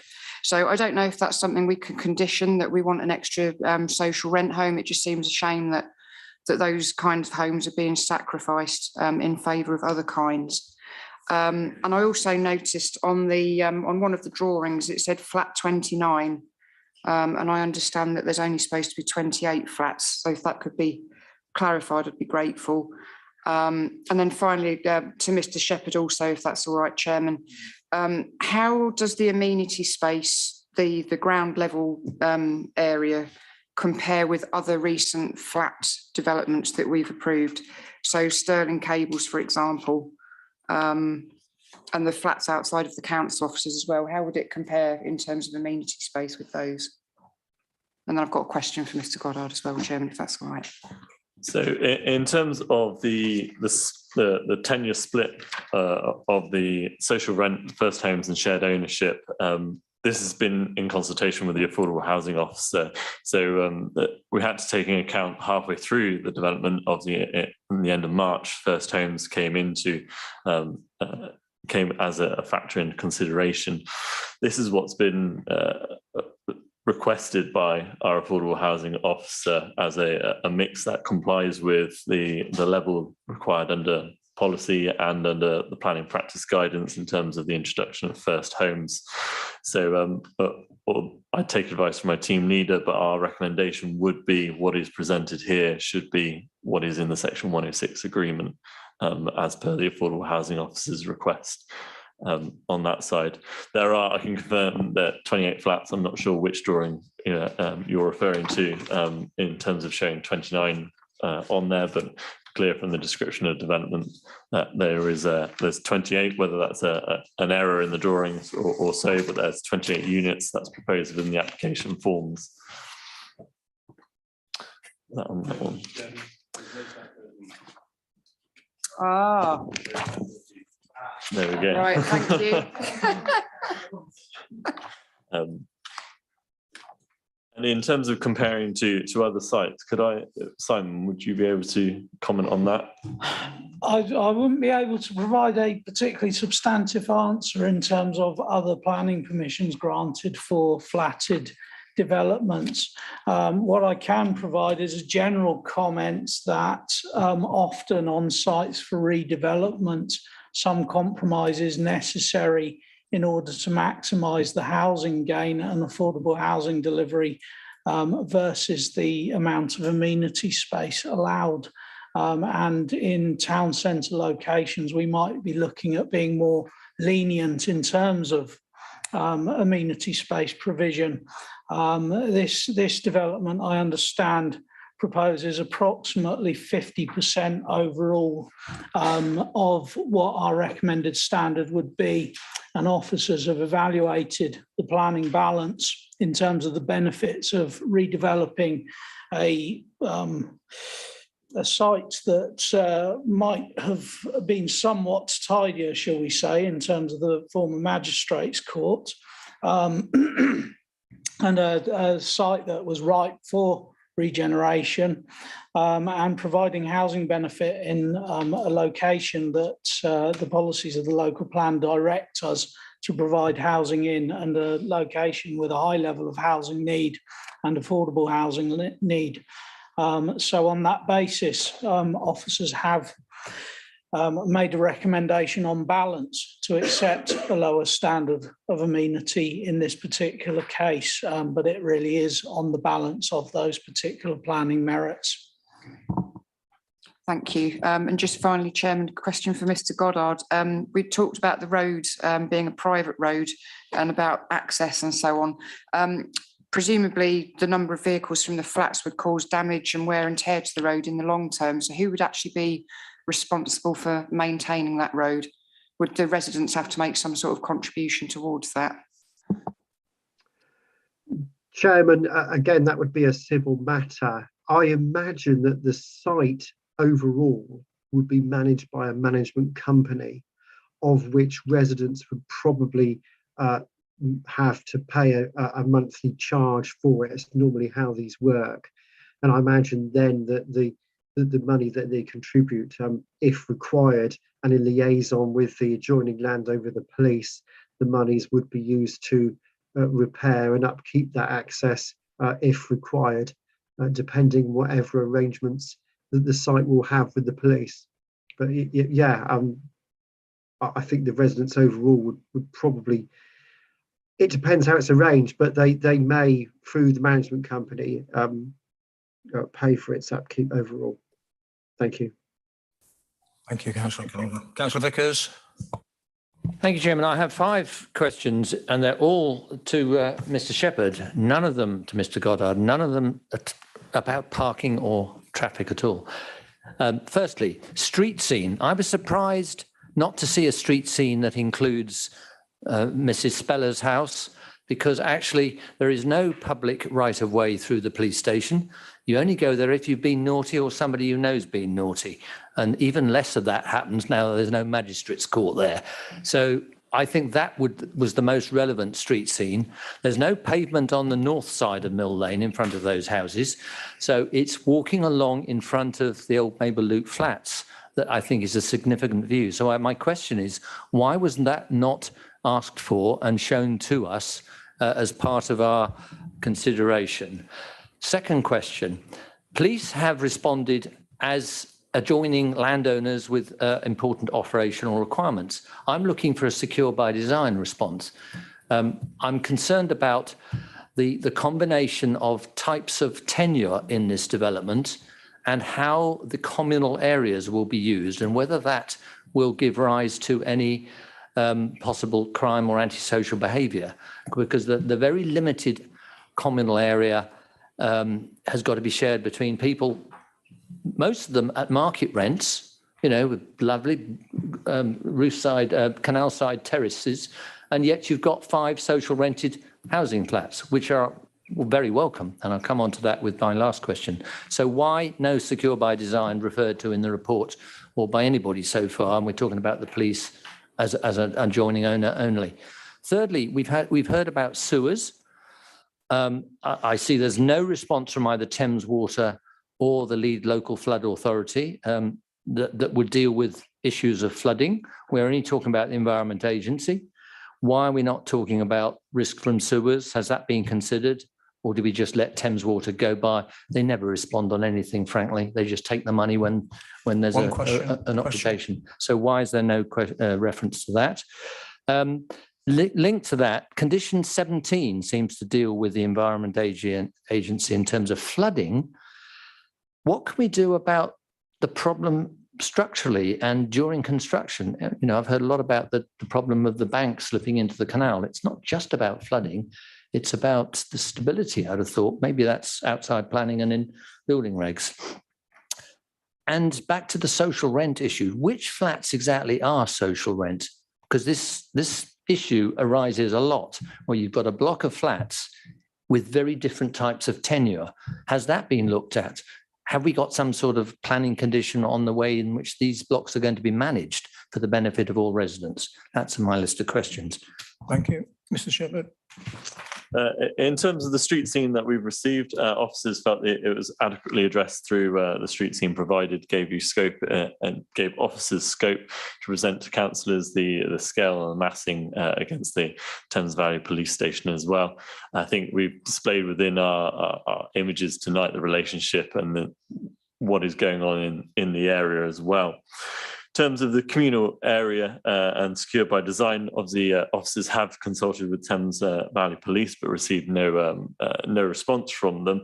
But in terms of the communal area, it is very close to flats on the ground floor, so there is an aspect of passive overlooking, as you'd expect from kitchens and front rooms and things like that over onto the flats, over into the communal area. Also an element of self-policing by kind of the residents of the proposed development.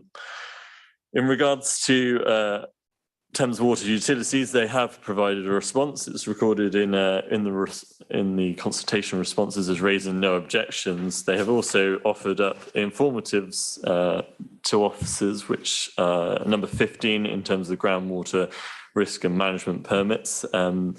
I have had in the past previous informatives in terms of ensuring sufficient waste capacity of the site or water capacity of the site that's not been raised by them. I expect that's due to the central location within Newbury, but they are a statutory provider of water, so there is engagement between developer beyond planning on that side. The lead local flood authority as well has responded to the development, again recorded within the consultation responses, and also popped into the sort of report as well within that section on flooding. Condition 17 from the EA, their recommendation, they give us a consultation response and letter, and they propose conditions, so they raise no objections subject to their conditions. So officers do review those, but they are implemented as per the wording from the Environment Agency.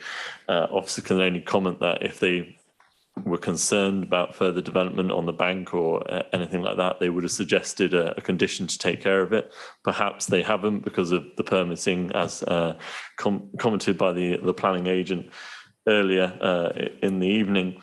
In terms of the social rent and the location of various social housing, affordable housing on the site, this would be something that we'd tackle within the Section 106 agreement. So we've got a good split shown in 6.12 in terms of 1 bedroom and 2 bedroom apartments. They're not just reserved for one, without push to kind of the smaller units, they're spread out, and then the Section 106 can secure which units would be, so there'd be adequate pepper potting. Sometimes registered providers might want them all in one location for ease of servicing, etc. So it's something for the 106 agreement to come down on.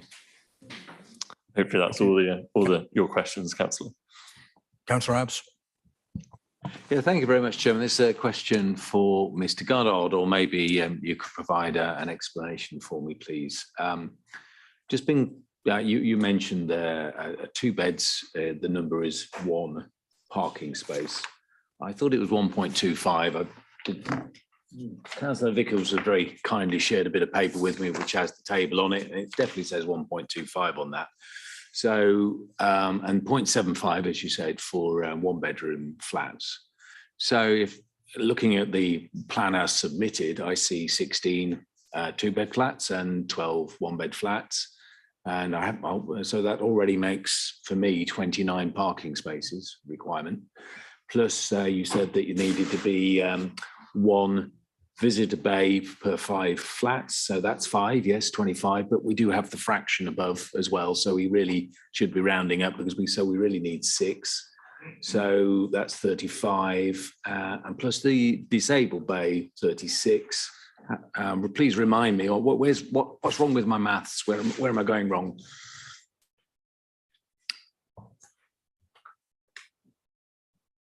Mr. Shepherd, thinking about this. You're on mute, by the way, Mr. Goddard. Thank you. I know, I understand that there are 26 flats proposed altogether. Matthew Shepherd will hopefully correct me if I'm wrong here. 28, Mr. Goddard. Apologies. I've also got the housing site allocations DPD up before me, policy P1. Zone 1 flats. Flats with 1 bedroom requires 0.75. Flats with 2 bedrooms requires 1. Oh.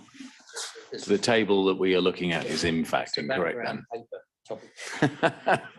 Okay, well that helps you a lot, doesn't it? I think I don't know if that's the background paper, but when the parking standards were being developed, there were various figures that were then later adjusted before the final version that was became live in May 17. That's a part of explanation. It doesn't fortunately take me the whole way though, because sorry, I couldn't quite.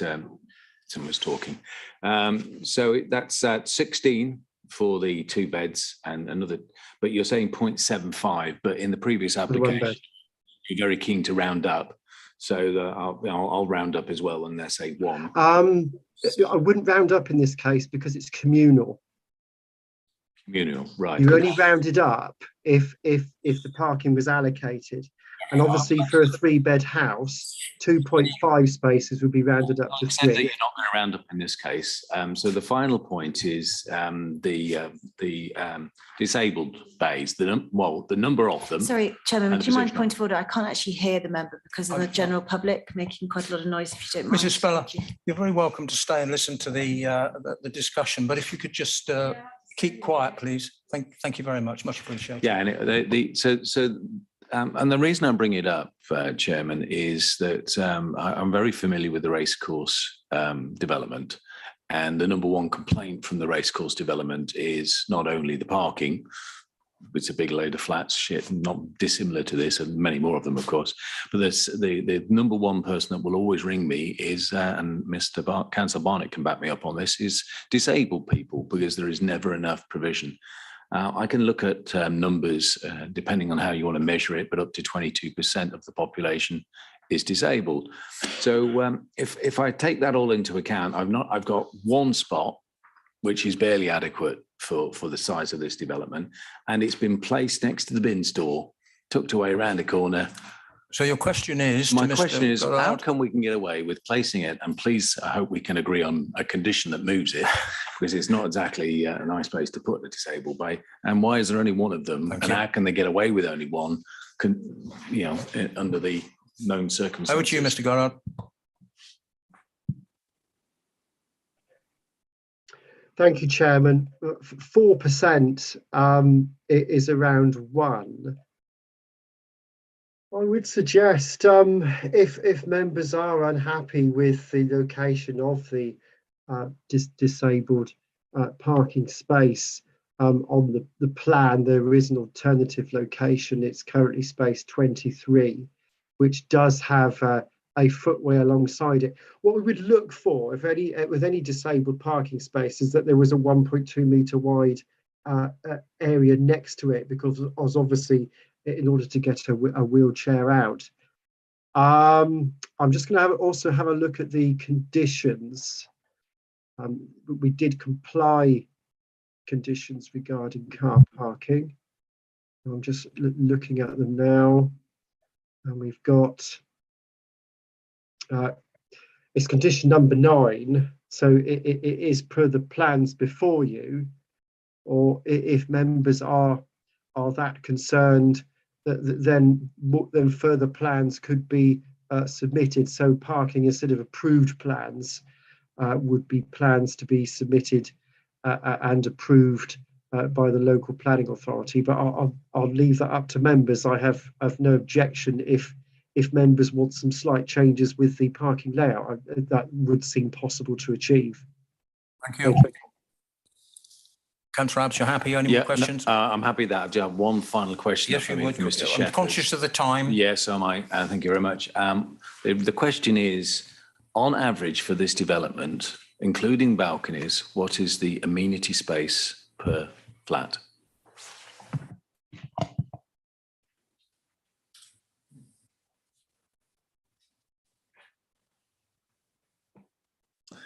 Thank you, councillor. So I've only got totals in front of me. So development, it would provide 382 square metres of amenity space. That's split between the balconies, which are roughly about 5 square metres. To the north of the site, there's obviously balconies on the top floor, which are different sizes. Both the shared amenity space to the northeast of the site is 128 square metres in size. So there's a 54% provision of private amenity space, but I don't have the figures for how that's split between all the developments, because obviously the balconies are reserved for are allocated to those flats, and the amenity space would be to the ones that haven't got any amenity space. Do we have an actual standard? My understanding of this UK standard is 20 metres per flat of amenity space. The SPG recommends for flats of 1 and 2 bedrooms to have 25 square metres of a shared amenity space. Okay, and how much do we have, please?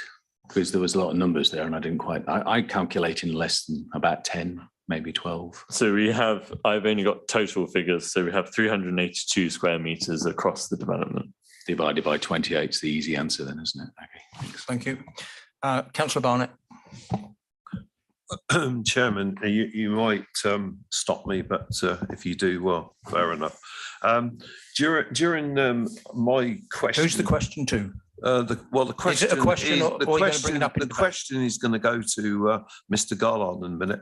Mr. Gollard, if you think back to my presentation as a ward member, I got questioned by Councillor Vickers in relationship to the dual parking along Mill Lane, and it was in relationship to obviously 2-hour free parking spaces, 2-hour free parking spots.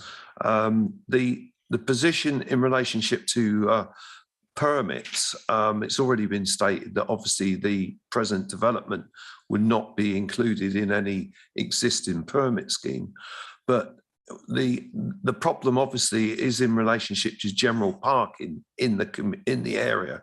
And can you just clarify the issue in relationship to parking permits in relationship to existing householders where there is existing parking on their premises? Is there actually a restriction, or can that be dual? So parking on existing premises and parking permits issued as well? Chairman, are you happy with that? Me asking that question? Sorry, question to you, Mr. Gollard. Yeah, thank you. I was just waiting on the chairman there. The parking permit scheme is run by our parking services, and my understanding it has always been that if residents or any dwelling has parking on site, then that limits the amount of residents parking that they are entitled to. For instance, if they've got 2 off-street parking spaces, then they're not entitled to any residents' car parking because they have parking on the site. Then my understanding is that if they have 1, and I think it depends on the different permit zones, but if they only have 1 space, then they're only entitled to 1 on-street parking space. I hope I'm understanding your question and providing you with an answer, but please come back if I'm not. That was clear, and I have to say, up to this particular point, I wasn't aware of that position, so I think it's useful information. Thank you very much. Thank you, Councillor Barnett. Members, I am conscious of the time, and as you know, we need really to consider yet the debate, and then we need to vote. I don't know how long the debate's going to take, but it might go past 10 o'clock. So I think I need a proposal in a second to sit. Chairman, after past, I propose a Councillor Abbs, not a second, Councillor Wollaston. Thank you very much. All those in favour of sitting after 10 o'clock. Might just focus the minds. I think everyone's in favour. We will continue. Councillor Benedict's got a question. Okay. Thank you, Chairman. A very quick one to Mr. Shepherd, please. Is the boundary we've heard to the east of the proposed development, is the red line of the application area within our boundary, can we condition possibly, if the committee were minded to approve, can we condition protection of that eastern part of the bank?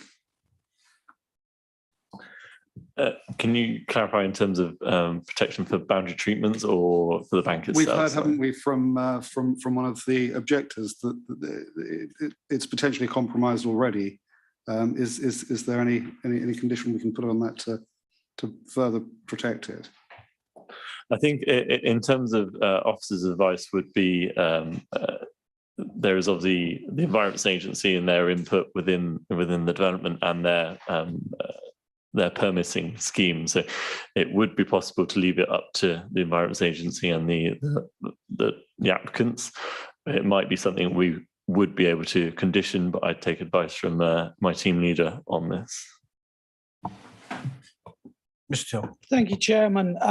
I think it's important to draw a line between what's in the applicant's control, which the committee could condition. And if I just share my screen just so that we're clear on this, because it would help to have sight of the red line, I think, in this case, if you just bear with me. So the red line traverses up to the bank on the north of the site, and a condition requiring, for example, details of how the bank was to be treated there to be provided prior to, for example, above or any works affecting the bank being carried out, could be imposed. As Mr. Shepherd's rightly pointed out already, there are environmental permitting regimes in place with the EA for controlling waterways that are under their control. And that really deals with these matters usually.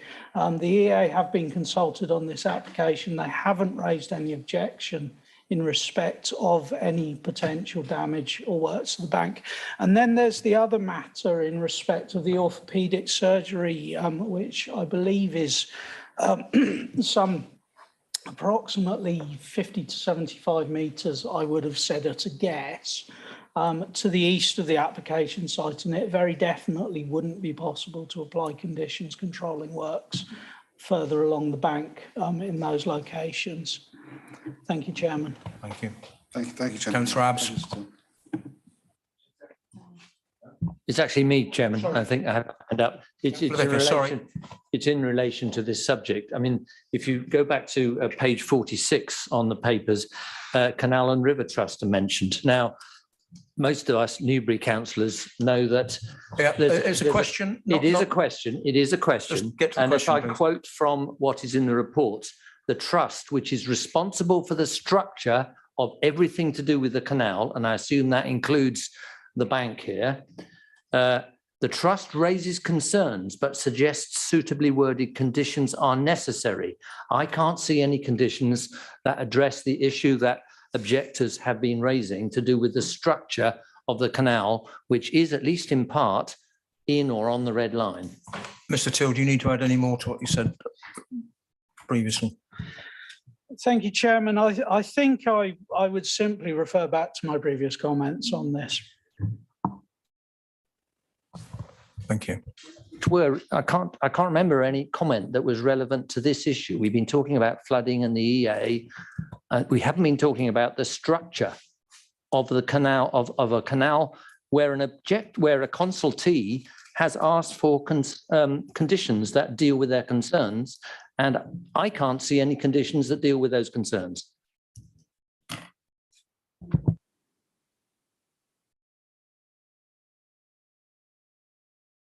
Page 46, Canals and River Trust. Can you read that? I'll read the whole thing if you like, Chairman. The main issues relevant to this proposed development are the impact of the proposal on the character and appearance of the Kennington-Avon Canal corridor and the impact on the ecology of the Kennington-Avon Canal, which all of us living in Newbury near the canal know includes everything to do with the structure.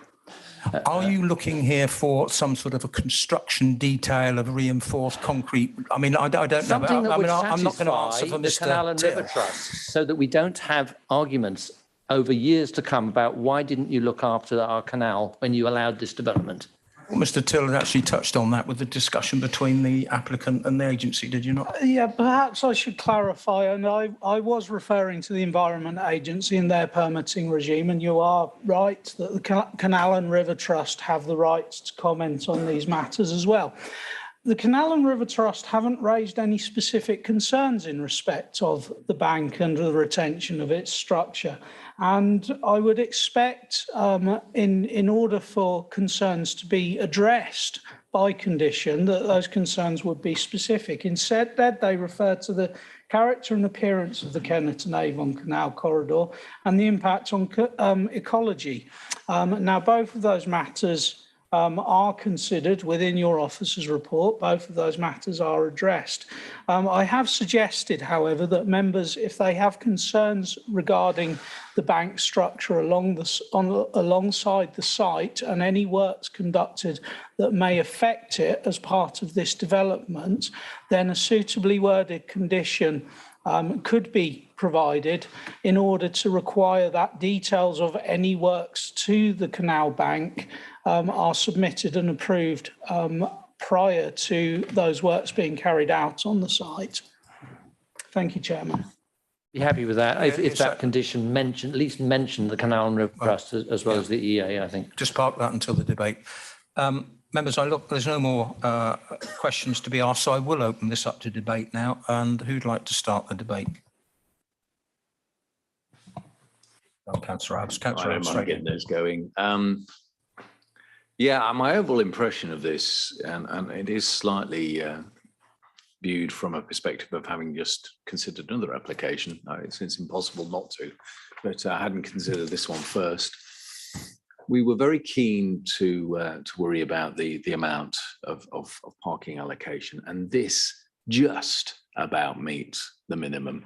If I actually were to take the updated information that I was provided with, which it doesn't, but I mean, I believe Mr. Gollard, so let's say it just meets it.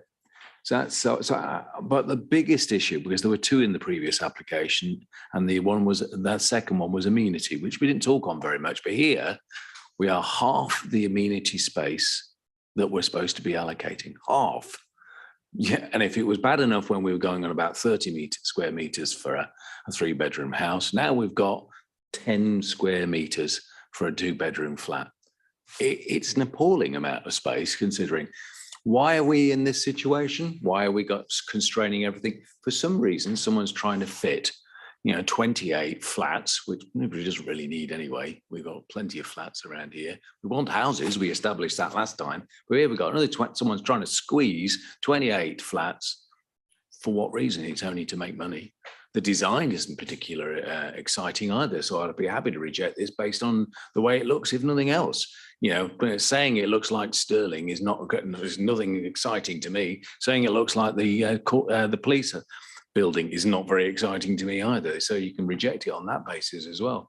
So I think there's some rightful concerns about the riverbank as well, which are, we're going to try and condition and do this, that, and the other. So all the time we're trying to force ourselves into approving something that we don't really need. Isn't a very nice design. It's well over build for the actual size of the site it was, or because what? I'm not sure what the desperate need is for 28 flats in this location. 5 houses would have been really nice in that location, but I don't get to decide that. So, but I can reject this one, and there are absolutely conditions on which we can reject it, and therefore, when we get to it, I may well decide to do that, but I'm not proposing that yet. Thank you, Councillor Cant. Yeah, thank you, Chairman. Unlike Councillor Abbs, I think we've had an extensive and exhaustive Q&A session myself, and I'm not sure we need further extensive and exhaustive generic debate. It feels to me that this satisfies the criteria for granting a consent, irrespective of. Sorry, Chairman, is Councillor Cant having a go at me personally, or is he making a comment about the application? He's quite. He's not entitled to make comments about me to give his presentation, and we'll just see where it goes. Repeat what I said. We've had an extensive and exhaustive debate about really around all the questions we've given. And my sense of this is that I see no particular reason myself that on planning grounds that we could reject this, irrespective of desirability issues about looks or all the other things that have been raised. So I think we should move as quickly as we can to vote on the proposition. Willison. I'll argue, Chair, Councillor Cant's view. I think we've had a very long debate on this. It meets all the requirements, albeit I accept Councillor Abb's view that is marginal, but it does just get there in terms of parking. It produces some very useful social housing, which we need.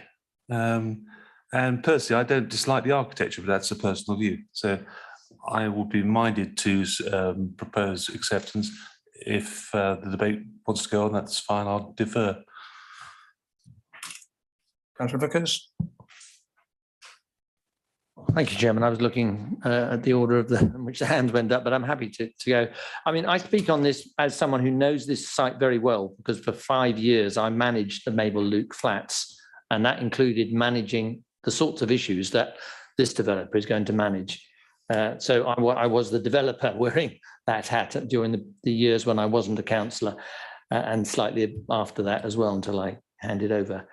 It was difficult, shall we say, and that was even when all the flats were of the same type of tenure. I don't know whether there's anything within planning we can do about this, apart from wish the management company the best of luck in sorting out the inevitable issues that are going to arise in managing parking and other aspects of managing this development. I think it's unfortunate that we've had some very selective comparisons given to us as a justification for this particular design, but matters of design are always somewhat subjective. I personally would rather accept the views of the Newbury Society and Newbury Town Council than the views of the developer, or even of a planning officer who perhaps doesn't live in the area. But on the other hand, I do respect the conservation officer's views, and they can see no reason to refuse. So on those grounds, I don't think we've got reason to refuse. I'm not entirely happy about a lot of this, but I think with the condition that I've suggested about the canal side being looked after properly and structurally, so that, because this is the jewel in the crown for Newbury. It's one of the reasons people come to Newbury is to enjoy our canal side environment. And I think we could have done better with this, but it's not so bad that I think it merits refusal.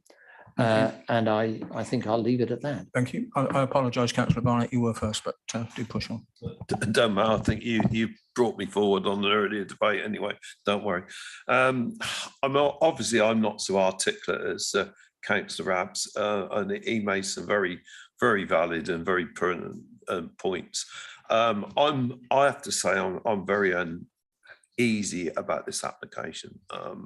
As Councillor Vickers has just said, there's very good points made by Newbury Society and Newbury Town Council, and I'm not too happy about the design and the visual outlook of the proposed building at all. And obviously, I have some grave concern about the parking implication in the existing area. And furthermore, I think Councillor Rolls was absolutely right when she started talking about the issue of access of emergency vehicles, police vehicles getting past if there's excess amount of vehicles from this site that decide to park anywhere nearby. And I doubt very much whether that would ever be controlled. So, and furthermore, the objector that was talking about the banks and access at the rear of the site, I think there's a bit of a concern in relationship to openness of the marina and who and when people can actually just walk around that area, because I know for a fact that it will open up, and many of the boats that are parked on the marina specifically go to that marina because it's nice and closed and secure, and one wonders whether it will be secure in future. So I have grave concerns about the overall application, and I'm inclined to actually vote against it, but I'm not prepared to put a proposal forward at this moment. Thank you. Councillor Cant, you're still in. Yeah, thank you, Chair. It feels to me as if we're going round and round on similar arguments. repeatedly. And is it too early to propose that we move to a vote to see what the real feeling of the floor is? I do have a proposer. I'm looking for a second. If Councillor Wollaston will confirm that he'll commit to that. I'll confirm that, Chairman. Thank you. And I've not got a second yet, but if Councillor Cant, you'd like to second? Sure. Thank you. I'm happy to continue with the debate. I've got you've got Councillor Benningworth is now back out. I was going to be happy to second, Chairman. I was happy to second that. Okay. But, yeah, I do regret the lack of amenity space. But also I take the point that there is mitigated by the proximity to Victoria Park and the canal, and I will be going with officer's recommendation on this. Yeah. Well, we do have a proposer in a second. I'd now just like to members confirm the conditions before we take this forward. We did have one of parking. We've got the bank. I'd just like to put a flash on that if we could. Mr. Till, what have we got logged so far? Thank you, Chairman. So I've noted that during questions to officers, members expressed some interest in a revised parking layout, which would be an alteration to condition line 9 to require that plans are submitted to be approved before I would suggest any above ground works take place, and in particular that should look at the disabled parking arrangement, and I would suggest that as well as a condition, there's an accompanying informative to that condition that states that the disabled parking arrangement should be looked at. And as well as that, indeed, there were concerns raised regarding the works to the canal bank structure. And I would suggest that a condition requiring that no works are undertaken to the canal bank structure until details are submitted and approved that show what works are to be undertaken to the canal structure, bank structure within the site itself. I would also suggest an accompanying informative to that in respect of some of the concerns raised, that the Environment Agency and the Canal and River Trust are consulted on the requirements of that condition. Thank you, Chairman. Thank you, Mr. Till. Any more conditions, anyone? But my only thoughts were there was some concerns, and I think it's out of our remit of planning this load on the sewage system. Any discussions ought to go in with Thames Water. Nothing we can do about that. That's outside of our remit on this application, Mr. Till. Thank you, Chairman. I would suggest that Thames Water have been consulted and had the opportunity to suggest any conditions that they wanted in that respect. No, I just want to make sure it wasn't sort of hanging there and there were concerns. Okay. Therefore, members, I do have a proposer, Councillor Wollaston, and I do have a seconder, Councillor Cant. And the recommendation is for Head of Planning and Countryside be authorised to grant the planning permission for application 21/03024 at the former Newbury Magistrates Court and number 20 Mill Lane, Newbury, for the erection of these 28 1- and 2-bedroom apartments.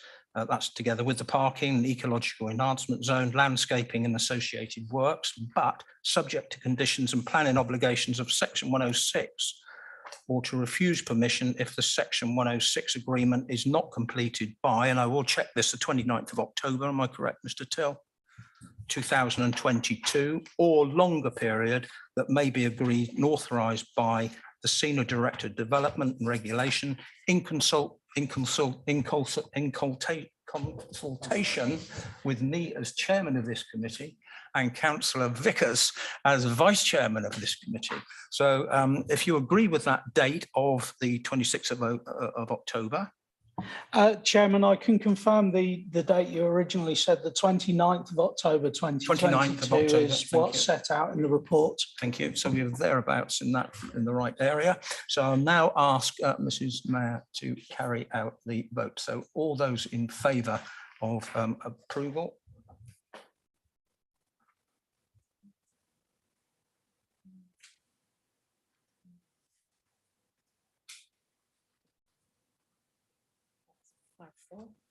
Against? 2. And abstentions? 2. Thank you, members, very much. A good discussion. That application has been granted. Thank you all very much for your contribution this evening. That concludes the business. We didn't need the extra time, so I close the meeting at 9:53. If you could just sit until the Zoom meeting is